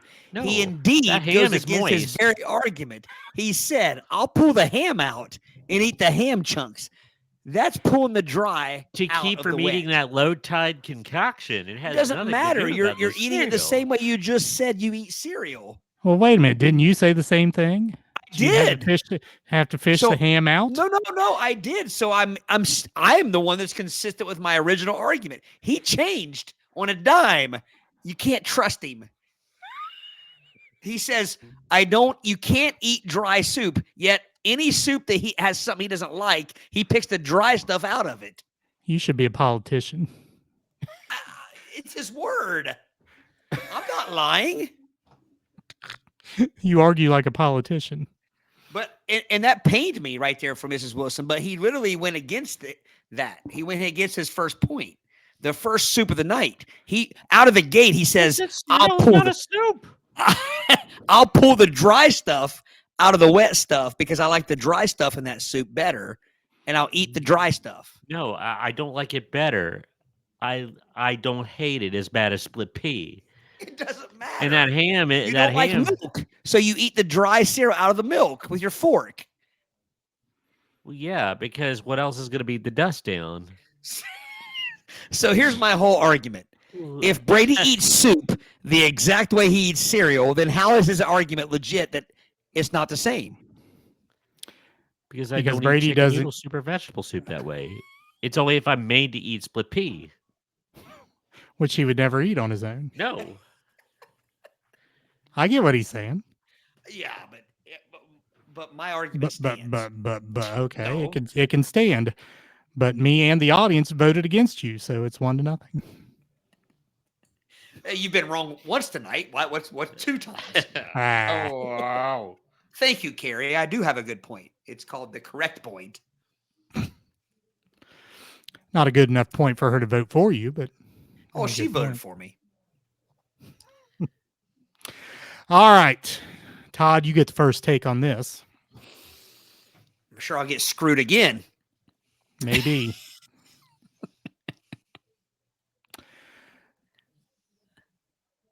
Hey, whoa. What? Mrs. Wilson she just said it's not dry if it's in the liquid. He literally pulls the cereal that was in the liquid out of the liquid and eats it. It was in the liquid. No different than the ham. That's what she's saying. No. She's saying it's not dry if it was in the liquid. She's saying the ham wasn't dry. Correct. It's not. It's in the liquid. And your cereal that you claim that you eat differently than soup is not dry either. Are you saying you pull a crispy Captain Crunch morsel out of the milk and it's all of a sudden not dry? Or it's No, dry? it's only dry if I'm eating it out of the box. I said I'll eat it dry. You don't eat ham without soup? Yes, because that would make it dry how's that ham. different? So you eat chunks of ham, not in soup. You eat chunks of cereal, not in milk, but they're different? Eric, help me out on. here. Come on. Yeah, you won one argument tonight. Now you're getting squirrely. No, I'm not. He's literally saying you put ham in soup, I'll pull it out and eat it. You put cereal in milk, I'll pull it out and eat it, but that's different. That's his argument. That's a lame argument. His argument is cereal is not a soup. That's his argument. Then he should have stuck with that. He should have gone on to say what he said. You said it. You didn't stop at cereal. So you just said cereal's not a soup and you stopped. No. Thank you, Carrie. You didn't. Crazy talk. It is crazy talk because he didn't stop there. I will concede. Next question. Says, I will eat cereal without the milk. Well, he will also eat ham without the soup. So Jim says, Todd, is this the hill you really want to die on? Yes, James. I've been screwed twice tonight. When's the other time you were screwing? Well, I was screwing in that argument. You didn't concede my victory. Did we move on? We did. Okay. In my head, I've won 2 arguments tonight. I'm going to bed on my pillow that I've won 2 arguments. If Brady had not said, I will eat cereal without milk, then his argument would stand. But at that point, he concedes. Okay. Do you eat corn without soup? What? Do you eat corn without soup? Did you say corn? Yeah. Do you eat corn outside of soup? Yes. So then when you said my argument is I eat cereal without milk, you're telling me that's your argument. No, I'm saying I can't eat. Give him the point, Eric. We'll go on. No. I'm sorry. It was my job to just say Brady was right and not argue. I mean, what's the game? What was I supposed to say Brady was right? Your argument is heard. There you go. Heard. Brady gets the point. Next question. Catfishing someone should be punishable by law. Todd, your take is first. No. There's my take. I'm stopping at that. Okay. So you're automatically probably going to lose because Brady will probably give a reason. My reason didn't help, so I'm saying no. It should not be. It should not be. So if you were on a debate team, you would just say yes or no, and that be it. There's no. The debate team didn't help me with the last question, so I'm saying no. Well, sometimes the debate team loses. Sometimes it wins. I was never on the debate team. I wasn't smart enough. We didn't have one. That's true. Oh, I think we had one at one time. I thought Eastern had a debate team at one time. Not that I remember, but maybe it was before my time. So no, You say no? I say no because there's no law that says falling for something makes the other person a criminal. No crime was committed. And that's as simple as it gets. Okay. Brady? Okay.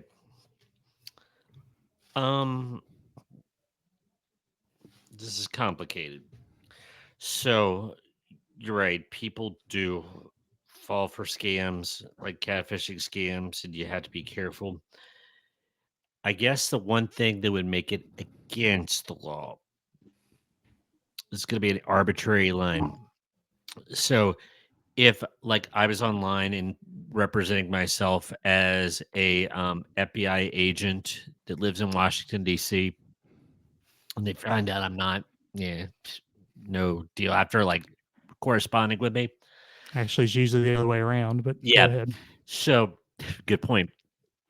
But the moment that someone buys, purchases, or I enrich myself off that line, off that lie, it becomes fraud. So if I say that I'm a hot 21-year-old uh woman that is an Instagram model and put up a picture and I put a PayPal on and I'm receiving money for this fake picture, I will say that that is against the law. But, just chit chatting and saying that I'm a multi-million selling author and no funds change hands, I do not think that is against the law. So I guess should catfishing be the law? I guess I can't answer depends, can I? No. I thought by definition, catfishing had nothing to do with like Um like uh, what do you want to call it? Like fraud or fraud. yeah. I thought it was all like non-official fraud. Yeah, yeah. It's no different than if I say I don't know. I thought it was all like off the record. Author, yeah, you're right. By that definition, eh, I'll go ahead just to be frisky. I'll say it. I can't say it's a crime in certain circumstances. It has to be all or nothing. So I'll agree with Todd on this one. Okay. So, considering, But I mean that was my take. yeah, Catfishing could be fraud, but not necessarily fraud. correct. Some catfishing could be, but not all catfishing is. Now, Manti Te'o. It's like this. All bourbon is whiskey, but not all whiskey is bourbon. yeah, There you go. good point, Eric. Manti Te'o was made to feel foolish, but I don't think any money. I think it was an emotional thing. But now if I yeah, the truth. I think I am getting fraud and catfishing, says, which is why I am going with Todd on this one. I think he made the better argument. Well, but my whole point stands as then it's not a game if you're just like, hey, I agree with the first person. Well, So I want you to disagree with me. I disagree. There you go. There you go. Yeah. Catfishing is a crime. Okay. Should be a crime. I kind of Yeah, because I guess you can't say it low. is a crime. Because I don't know that has anybody ever been charged with catfishing? I'll look it up. Look it up. I mean, I think people have been called yellow bellies. Yeller bellies before, which is a type of catfish. Publicly embarrassed. Right. But I don't think I mean, could you make the case that even if whoever it was catfished him and publicly embarrassed him, could that have caused his public persona to be damaged and therefore been a financial? But I think I don't know. I mean, I'm going to stand by my original argument is Yeah. that still doesn't make it a crime. Right. It varies state to state, is what this says. In the state of Florida, it is um, if it involves identity theft, which is obvious. Yeah. If it is harassment, which is obvious. If it's a transmission of harmful material to a minor, which is obvious. Florida got a little bit. Florida computer crimes. Catfishers could also be charged with crimes under the Florida Computer Crimes Act or the Communications Fraud Act. So it sounds like they kind of made a escape hatch to kind of like get catfishers, but Florida is one of the few states that will even prosecute it.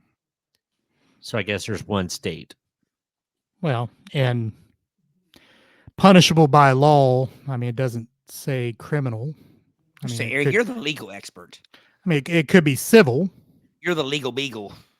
Yeah, I mean, could be a civil situation with Yeah. kind of like what I said. If his public persona were damaged and Yeah. cost him money in that fashion, cost him endorsements or whatever because he was an idiot, or some people saw him as an idiot. So I don't know. People see me as an idiot every day, man. I've never sued anybody.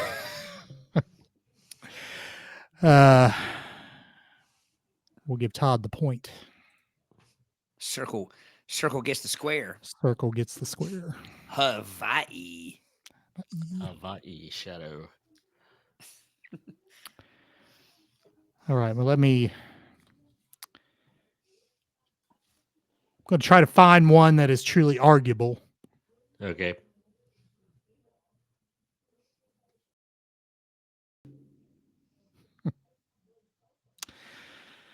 All right. Using paper straws is pointless if you're still drinking from a plastic cup. Brady, your take is first. Paper straws are horrid anyway. But here we go. If you're arguing the paper straw, you should not be drinking from a plastic cup. So I am saying that it is pointless if you're drinking from that plastic cup. Absolutely. Because the whole thing about the paper straws is to reduce the amount of plastics in petroleum-based products. And so if you're drinking from a plastic cup, the straw then kind of nullifies it. So Okay. Todd? So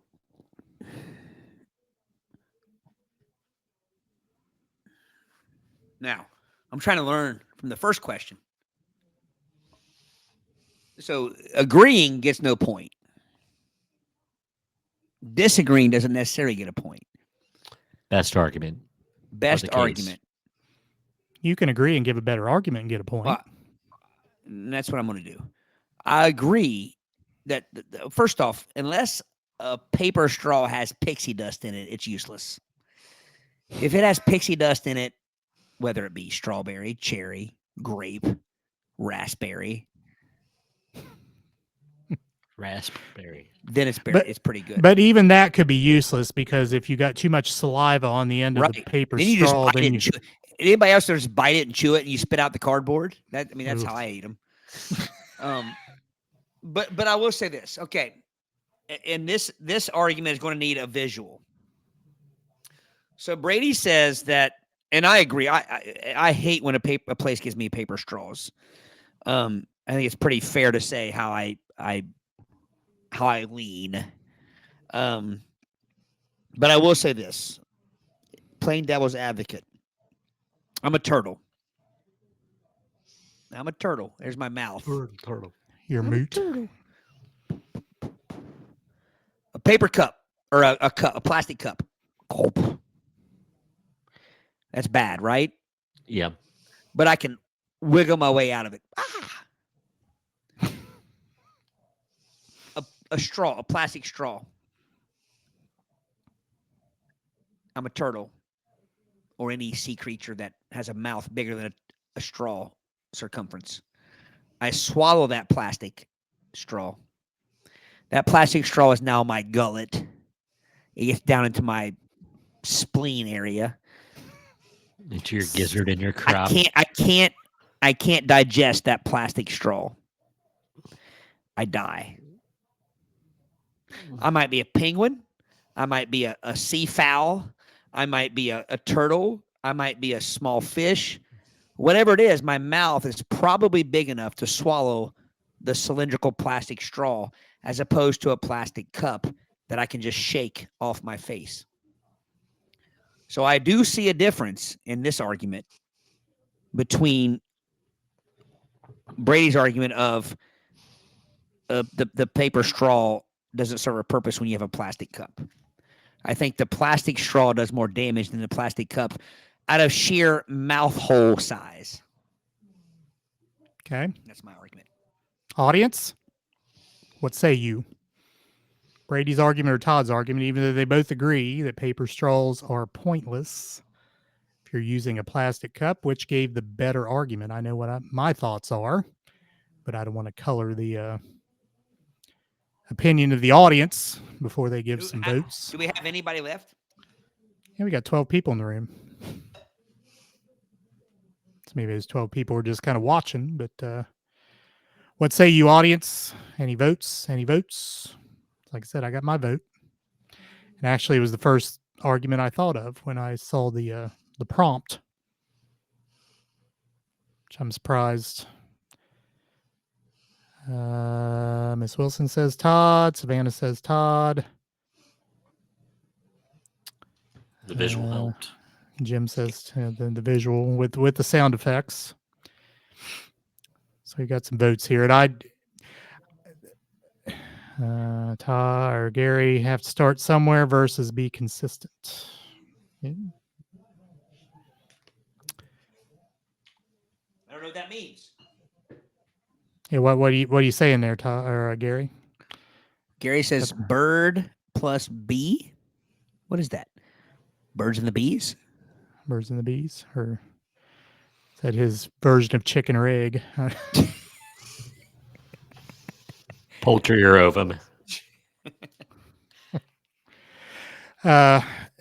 Todd's take was actually my first thought, and I'm surprised Brady didn't use it. The straws, the whole idea behind the paper straw, isn't it to keep it out of the gullets of the sea mammals and such, sea creatures? I thought that was the whole idea. I thought it was about the recyclables. I kind of like get them corn. Well, let me preface. I agree 100%. But I don't know if that's the argument of the people that want paper straws.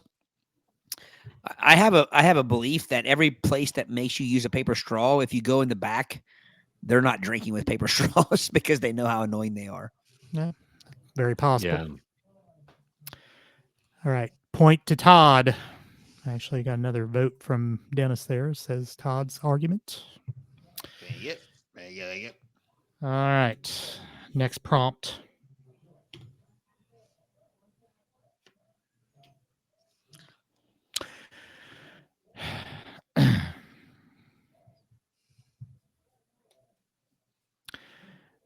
Early birds are more productive than night owls. Todd, your take is first. Early birds are more productive than night owls. Yes.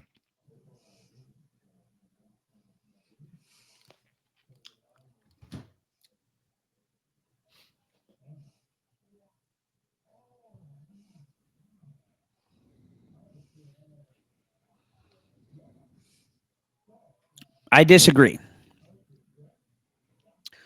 I don't remember the study, but I think there's a study out there that says that night owls are your Elon Musk's, your who else, your who's the Amazon guy, Jeffrey Bezos. your Bezos. I think I've read before that they are night owls. I'm not asking you to believe that for my argument. I believe that night owls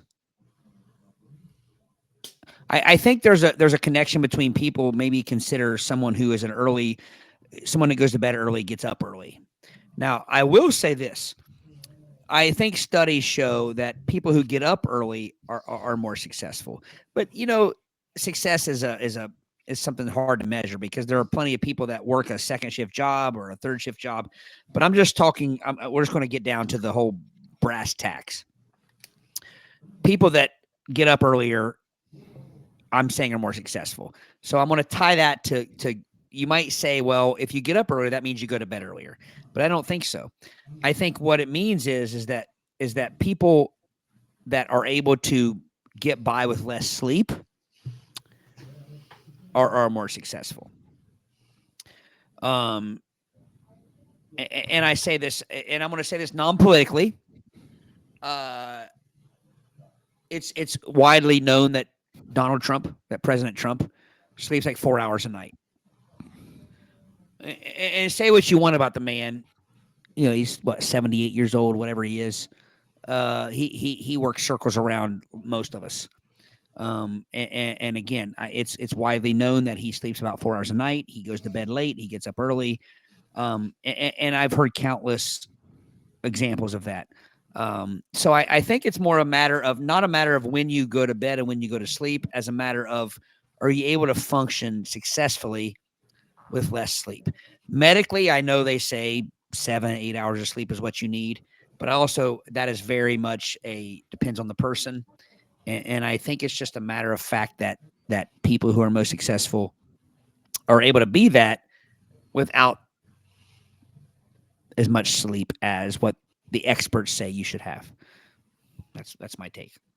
Okay, so your bottom line take is doesn't matter, or night owls can be more productive, or early birds can be more productive? Well, my take is that night owls are more productive only because when you think of people that get less sleep, you typically think of night owls. You don't think of someone going to bed at 8 o'clock and getting up at 1 o'clock. You know what I mean? You typically think of someone that stays up 12, 1, 2 o'clock, and they get up at 7 o'clock, whatever it is, and get their day started. That's kind of my take. Okay, so your take is that you disagree with early birds are more productive than night owls. That's the bottom line. Right. Okay. Brady? Okay, I'm probably the total wrong person to ask this because I'm an early bird and I always have been, from youthdom all the way up. Just that's the way I am. I'm going to base this on myself because, like, for instance, I got up early and went to Kroger, like at 8:15 in the morning, 8:30 in the morning. What was it, Friday or Saturday before the storm came, and I had less crowd and everything because I kind of beat the late rising crowd and the coming home from work crowd. So there's a method to the madness.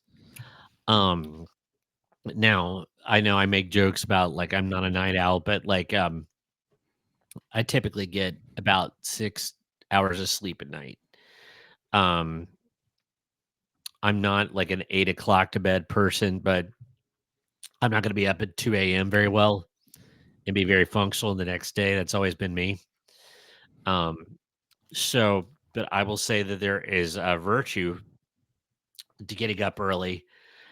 Where they said that, like, I forget which general, it says, like, when you wake up early and you make your bed, you've accomplished your first goal. Like, you woke up, and I know that's a little bit different. I'm probably prattling here a little bit, but I could just base it on my own anecdotal evidence that I think I have got the worm in most cases. There's very few times I've not got the worm because I've been up early, but I have missed the worm if I've overslept. So you are agreeing with the premise early birds are more productive than night owls? Yes. Okay. So we have disagreement on this question. Audience, who makes the better argument? Todd, who says early birds are not more productive than night owls, or Brady, who says that they are? Again, I have my thoughts. Of course, I'm probably the wrong person to ask to because Get up and move. yeah, get up and move. Yeah. So it Well- kind of describes where I am. I mean, when I was a teenager, my dad would be out. It was 10:30 in the morning. I mean, he'd be out vacuuming the carpet, and apparently he didn't think I should still be in bed, so he would take the vacuum cleaner and bang it on my bedroom door as he vacuumed.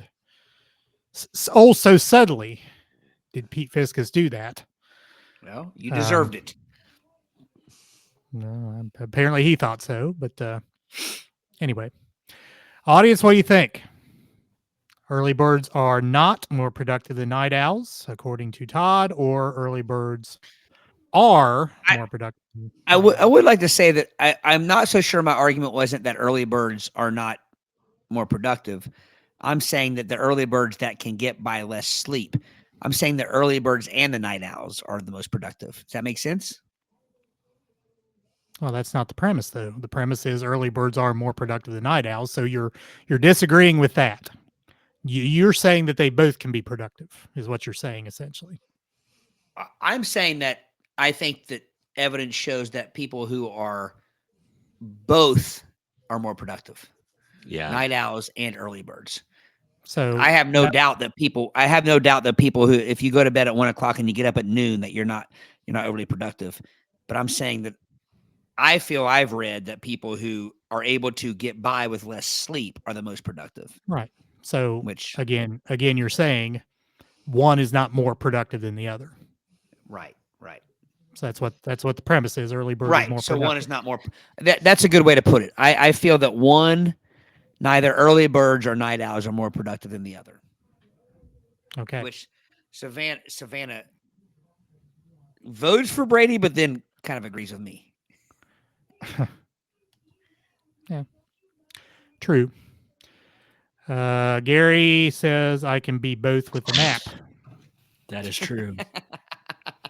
That is a very good point. So Gary's essentially saying neither is more productive. Kind of sounds like, anyway. Dennis says Todd, but the older I get, the more I agree with Brady. Yeah, well, I mean, is it an age thing? Is it you probably go to bed earlier too, though, Dennis? Well, I was going to say, and is it one of those things where the very people I talk about were already successful by the time they were our age, or Dennis's age, or my age? Of course, I think Dennis. I've known Dennis a long time. We've worked together a long time. If Dennis were not moving for a period of 30 seconds, he would be asleep. Hey, we'd be on a bus going somewhere, and at 30 seconds he's out. But I mean, he could outwork most people if he's moving, but if he stops moving, it's like, okay, that's it. I'm done. Mr. Wise chimes in. He says he's a night owl. I say this as I've been editing video for the past 2 hours while being very productive with emojis, but I think Brady made a better argument. Okay. Jim also says Brady.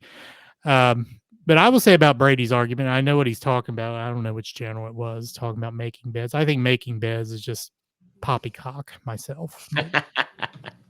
The only reason I would even mess with a blanket on a bed is because my wife will tortilla up in a blanket and steal them all, and I have to pull them back across so I can have some when I get back in bed. But I don't generally make beds per se.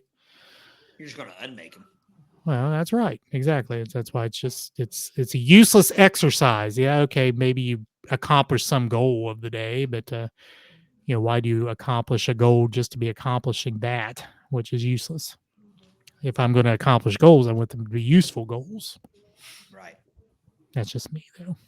I'm not a general. All right, so it looks like the votes are for Brady. Circle gets the square. Yeah. So we're at twos.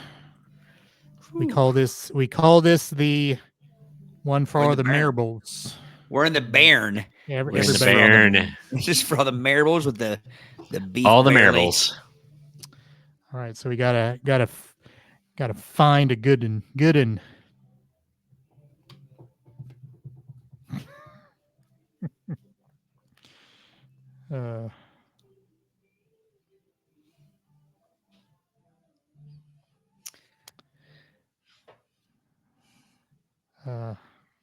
Some of these are good.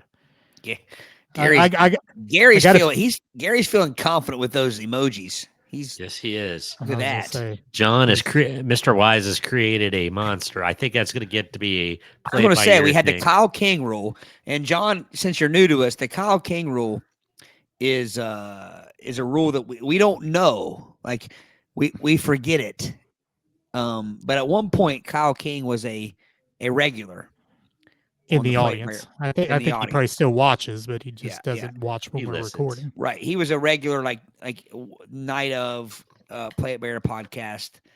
And there was a game we played, and he suggested a rule that we ended up liking, and it worked really well. So we've called it the Kyle King rule. I'd be damned if we can't remember it ever. So we just say every game includes the Kyle King rule. But I believe the John Wise emoji usage is going to be the next big thing in the Play It Bear podcast. Indeed. And can I? How many do we have in the room, Eric? 11. So can I say to you 11 out there,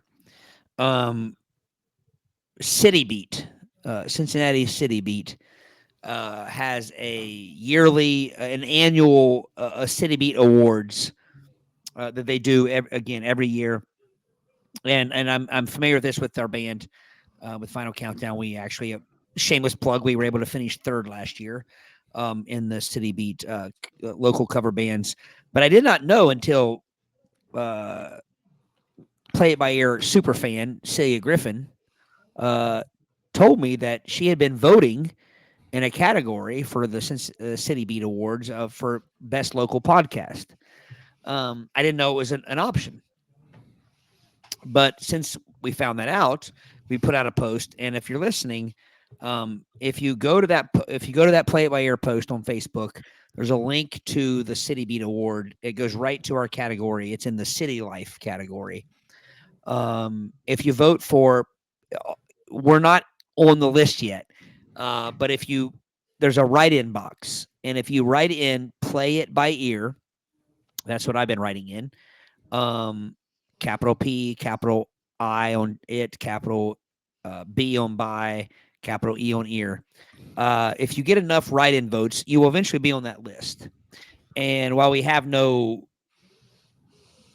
grand deal, what do you want to call it? We have no thought that we will be, in the top few this year. If you get us at least on the if you get us on the list, then next year when they do it, we'll already be on the list, so people don't have to punch us in on the write-in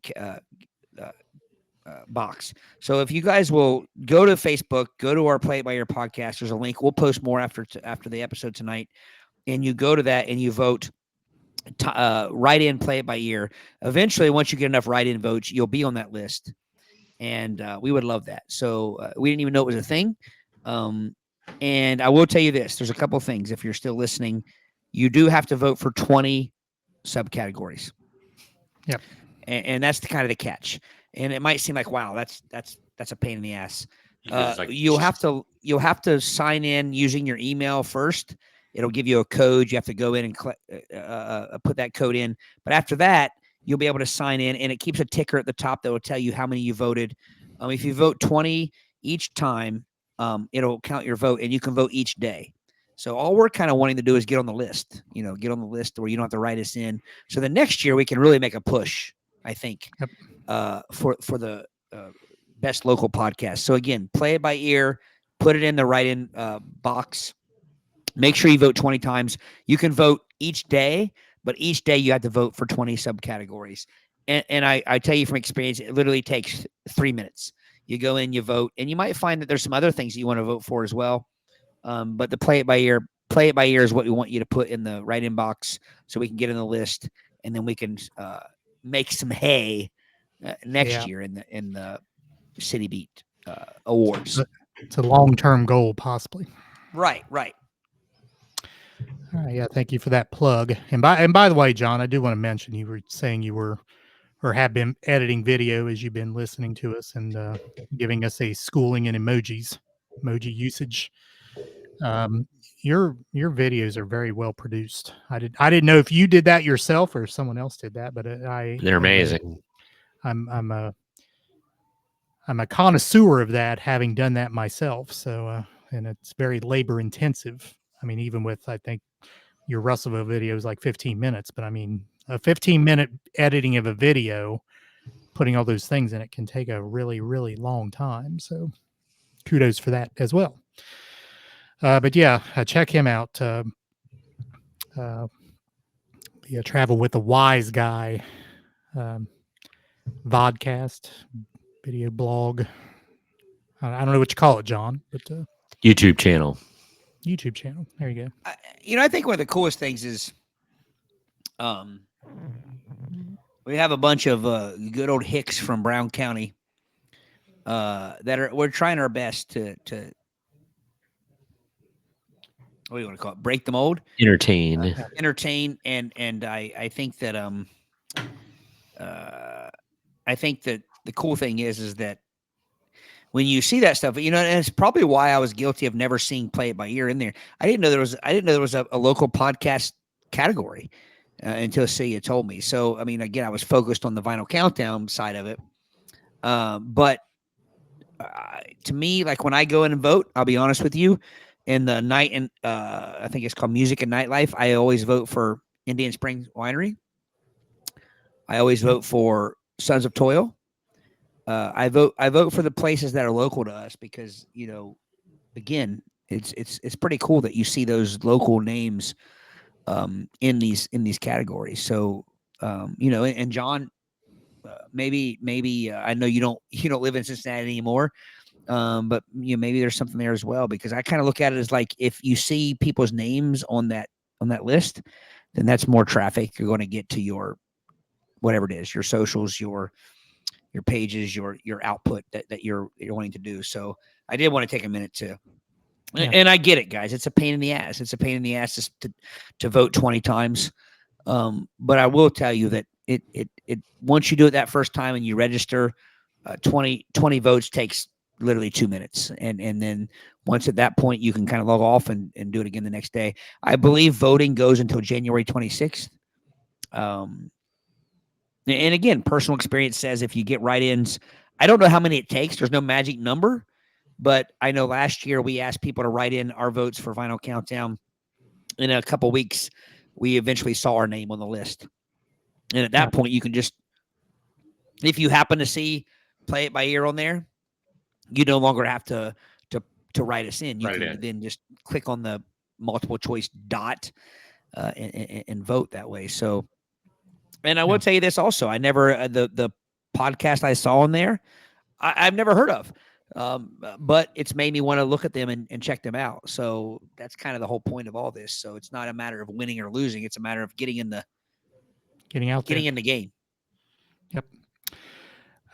We'll see. He also says she's been voting Sons of Toil for best trivia night. All about the host, I'm sure. There you go, Eric. And I'm sure, Eric, you probably didn't know there was a best trivia I did not. Yeah, I mean, we have a little bit of we're behind the eight ball a little bit out here, I think. Yeah. Would you agree? But yeah. We also we're putting out stuff that I think is worthwhile. Right, same with Sons of Toil trivia. Of course, vote Vinyl Countdown Cincinnati for best local band. Right. She also says, well, I was going to say we finished third to the Naked Karate Girls and Deviate. So to us, that's like, those are the two biggest bands in the city. So it's like, it's helped us. I was today days old when I figured out that was Deviate. I had to say it as the Dan Varner. Yeah. How about that? Under the City Life section, Brown County is a category about a weekend trip. So there's a lot of things to vote on. There's almost 5 things right there of your 20. All right. Yeah. Thanks for that plug. Look that up. Look up on our post. The link is there. All right. In the Barn. Everybody's in the Barn to get out of the Fair Barn and win the game. Here's the hot take. It's fair to ask the genie for infinite wishes. So if you're in such a case that where you find a genie, it's fair to ask the genie for as many wishes as you want. So here's the thing. You always hear the story about this genie was there, gave me 3 wishes. Or you're like I Dream of Genie, and you find the bottle on the beach, and the genie comes out of the bottle, and you get infinite wishes. Like the genie lives in your house and gives you wishes. So And the eventually whole you- idea is if you get 3 wishes, you use your last wish for infinite wishes, Well, or could one be of your that. 3 wishes. Could be that idea. Could be that idea. I didn't read it that way, but yeah, that could be it. One of your 3 wishes is my third wish is I want infinite wishes. Is that fair? Matter of fact, that's a better way to put it. I was thinking, do you have your own in-house genie for the rest of your life, and you can ask them for as many wishes as you want, or if you're limited? But Todd, I think that's a better way to read it. That's probably what they mean, actually. Is it fair to use one of your wishes to ask for infinite wishes or not? Which would require, I think I think they seep into each other. I think either way, if you ask for infinite wishes, the genie has to keep coming. You know what I mean? I think you're infinitely be tied to you in right. not I mean, free. like the genie still has to come back and wish and grant those wishes. Is it my turn or Brady's? It's mine. Yeah, it is yours. All right. So, every Friday in my classroom, we do ticket drawings. And I have a prize bin, BIN, not Benjamin. And in that Benjamin, Take my prize, Benjamin. Slow burn. Slow burn. Take my prize, Benjamin. Here's a little fire scarecrow. So I think so. Every Friday we draw, and I'll be honest. I hope nobody's listening that can get me in trouble. But I have a lot of candy in my prize bin, and I know doesn't like that. Nothing wrong with that. Nurse doesn't like that. But yeah, the nurse doesn't. Michelle Obama doesn't. Who gives a shit? My point is this. I have prizes, and it's not all candy, and I have prizes, and they every Friday they draw, and it's funny because so what I need to say to lead up to that is, so throughout the weeks, they earn tickets. Students earn tickets for, it's not performance based; it's really action based.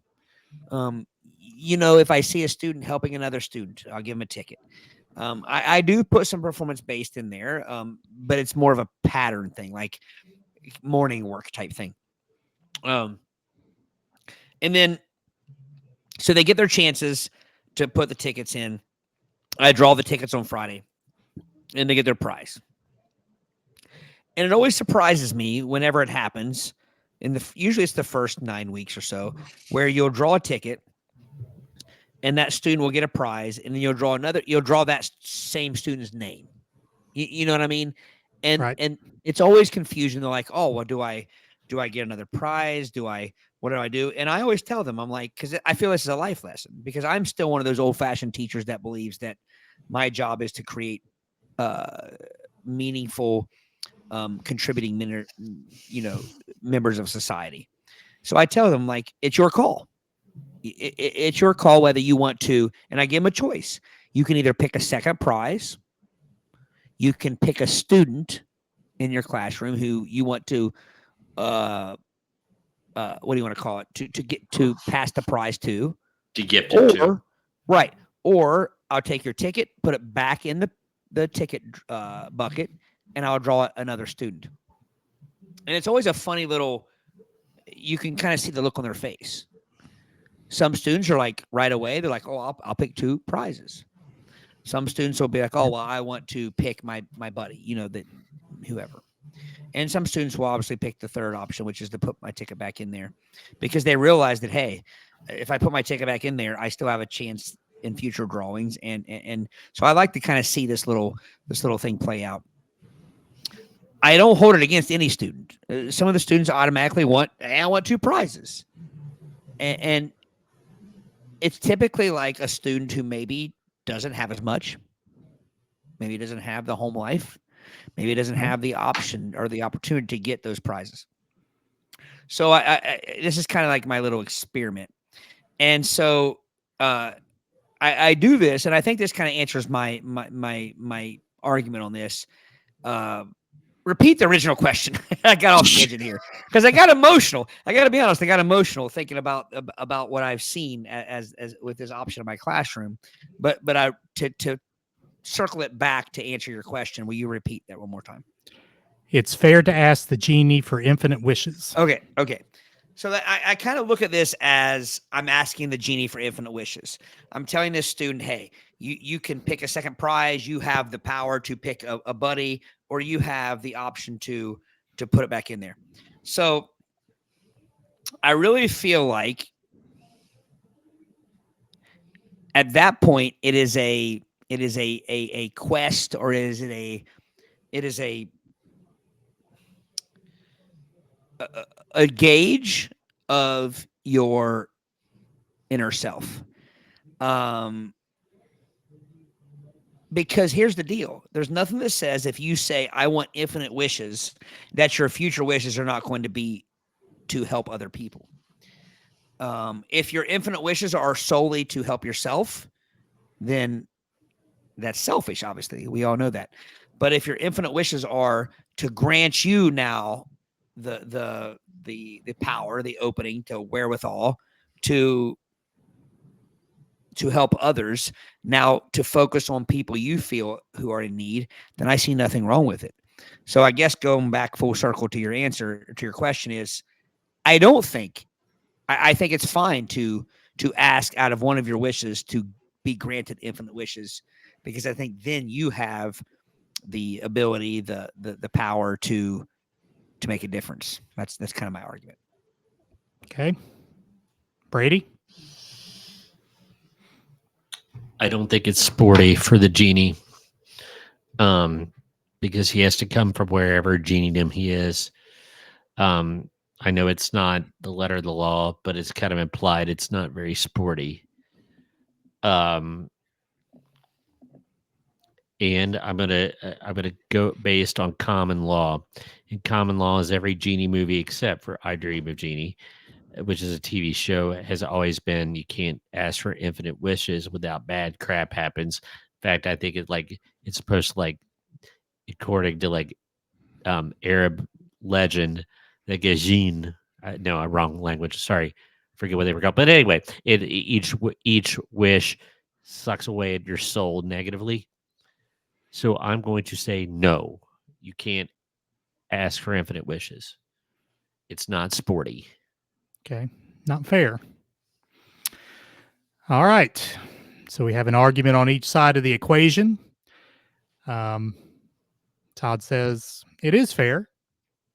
I think, just giving my 2 cents, I think Todd makes an assumption that people may be of good character, because certainly a person could ask for infinite wishes and be of bad character and enrich themselves.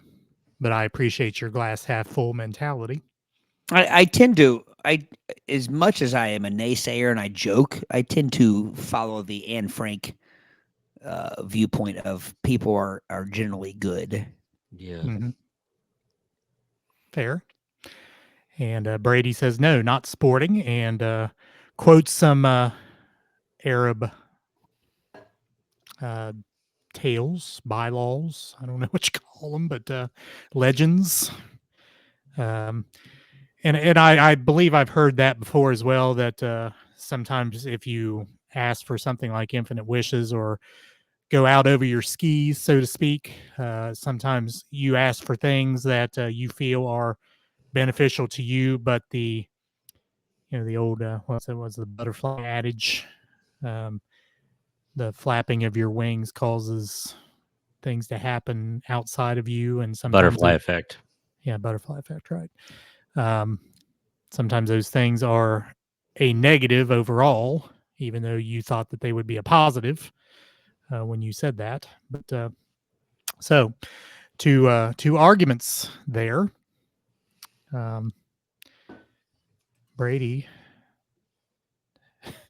Brady says, sounds like you're talking about the monkey's paw, says Miss Wilson. Did we read that in your room? We Or did. was it? We Was did. it? I knew I had read it at some point. I didn't know if it was in her room or somewhere before that. But Dennis says you better have tremendous willpower, and control over your emotions if you ask for infinite I would like to wishes. say, sorry, Eric, go ahead. No, I just was reading his comment. Go I ahead. would like to say from real life experiment. I don't know. That's not the wrong word. Most students I've found will put their ticket back in and let me draw another ticket, or choose another person. Yeah, which makes me feel good. Makes me feel like, hey, as cynical as I can be. inherent goodness. Yeah. Celia asked a question: should a true wish have stipulation? It's an excellent question. A wish should just be a wish. I put the stipulation. Mr. Wise says both are thoughtful. I lean toward Brady's. Okay, do we have other votes as to where people fall on that argument? And Brady's right. Just generally, in the stories, the wishes are limited, except for the Adrian genie example. Of course, he ended up marrying the genie. And there was some question as if he married her, if she would lose her powers. But Her pairs. She ended up not losing her powers. Fairbairn. All right, other votes. We have 11 people in the room. Anybody? I guess Savannah also voted for Brady. She says Brady, but Todd's view is similar to mine in the world. So Savannah sees the inherent goodness in people. I think I do as well. Anybody else have a vote? Dennis made a comment. Dennis, do you have a vote? Celia, do you have a vote? You both commented. Could have a tie, which means I'd have the tiebreaker. Jim says, Brady, you can't have infinite wishes. You would not appreciate them. That's so Jim votes for Brady. They stop becoming wishes and become demands. Fair. I just made that up. It needs that needs to be sold at some kind of craft store with a ribbon around it. Oh, I'm sure. Be on some T-shirt a baked glass. It'll be on some T-shirt in a boutique. Like I broke Wahoo's leg. Well, in my argument to that would be if I drew the same student every week, eventually they would get tired of being on the good side. They would say, okay, hey, I can get two prizes for me. I mean, I'll take two Snickers, please. Yeah. 2 votes for Todd. Celia votes for Todd, as well as Dennis voting for Todd. All right. So I think Savannah says definitely a catch-22 because she says philosophically, you don't know if your wish is taking from someone else. Take, for instance, you wish for a new car the next day. Someone you love passes away and leaves you their car. Yeah. Gosh, Savannah. Yeah. Yeah. That'd be an evil genie. True that. Brady does have 3 votes and Todd has 2. Although I'm with everybody else. Both arguments are very good. I'd kind of go with the goodness in people as well. Although I don't know if they end up being that way sometimes. But all right, so looks like Brady be the wiener. Ekes it out. Ekes it out. Eeks. Yep. All right. Brady's length is what won, not his height. Right. Or his depth, as we all know. No. Yeah, Red. As depth pertains to the side of the pool at Lake Winoka. The concrete. Oh my. All right. Well, that's a good snow day special. Yeah, it was a marathon. You probably our shan't see another like this. 4 hours, 10 minutes, 7, 8, 9, 10 seconds. That's amazing. It is amazing. How many we Amazing end that- with? We're still at 11. Wow. Gary. My glutes Gary, are asleep. don't stir the pot, Gary. Don't churn the butter, Gary. Yeah. Right. Come on now. All right. Too All late right, in the so, midnight to turn the butter. All right. They're in bed. Because they're early birds. Right. Yeah. You know they don't get enough sleep. Okay. Well, we appreciate everyone sticking around. Mr. Wise, we certainly appreciate you stepping in here and being in our audience. Hopefully you're not a stranger. I know you lead a busy life. As well as everybody else, we thought we would have a pretty good group here tonight. Everyone's kind of stuck in the house. So hopefully Cheer we for were you at able- NCAAs when those Shockers There we go. are in the competing for the national title. There we go. All right. So like and watch, follow us on the outlets on the top of the screen here, Facebook, X, and Instagrams. That's our socials. Listen and watch on YouTube, Spotify, Apple Podcasts, Twitch, Twitch. Rumble, and iHeartRadio and the iHeartRadio app. Here's the funny thing. You know, everybody's out there listening. Like, these old guys have no idea what half these things are. Right. I have no idea what Rumble is. Rumble's YouTube variation. I'm familiar with YouTube. I'm familiar with Spotify. Other than that, Dennis says, "Am I still awake?" Or no, he says, "And I'm still." And awake. I'm still awake. Yeah. See, you're going to get a lot accomplished tomorrow, Dennis. Now you got here late. You may have been napping before you got here. I'm wondering. John. All right. Here's. I want to say this about John. We should cross paths somehow. Like, we should team up with one of John's. Oh, I don't know how it can be done. But yeah, I don't know how our we need brand to of talk. tomfoolery ties into his serious look at history, but Right. Maybe if you do, hey John, just a suggestion. Maybe if you do I know you typically do like small towns, which I've watched several. I'm not a. What is the term, like? First time caller, long time listener type thing. Is that how it used to go? Yeah. But John, maybe we could cross paths. Maybe we could cross streams, Ghostbuster style, and we could like do something together. Like maybe do a Brown County in general thing. It would be fun to do. And then I know Gary, we intend to do another live show. Yep. I will say this at the 4 hour 13:13 mark.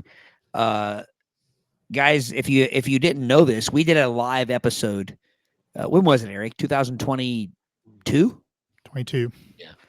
And I'm gonna be honest, we were blown away. I mean, we had like 80 people, which doesn't sound like a lot, but for 80 people to come out, for 80 people to come out and chime in, we had a lot of fun. We played some games. We did a live podcast episode, and we've been itching to do it again. And I know Gary has been very, very welcoming and offered to use his spot, so to speak. And so we definitely intend to do that this year. And Savannah, I know June you 5th, definitely 2022. Yes, I know that you definitely would remember that date. But it was a great night for the podcast, and so maybe John, Gary, we can all get together and figure out something really cool to do. And as fun as this is on Facebook, it was even better live. I mean, to have people, yelling out stuff and chiming in. Am I the asshole? Live was a lot of fun. Butto the cat was a lot of fun. We'll get another cake and we'll do it all again here soon. So that's what I've got to say about that. Yeah, and we're coming quickly up on 200, so maybe that's where we do this. Yeah. What are we on? 182? This is 182. Yep. So 182. Very close. Yeah. All righty. Anything else to go to the order? Anybody? I know nothing about good or order. All right. Very good. Well, join us next week sometime for episode 183. Take us out, somebody.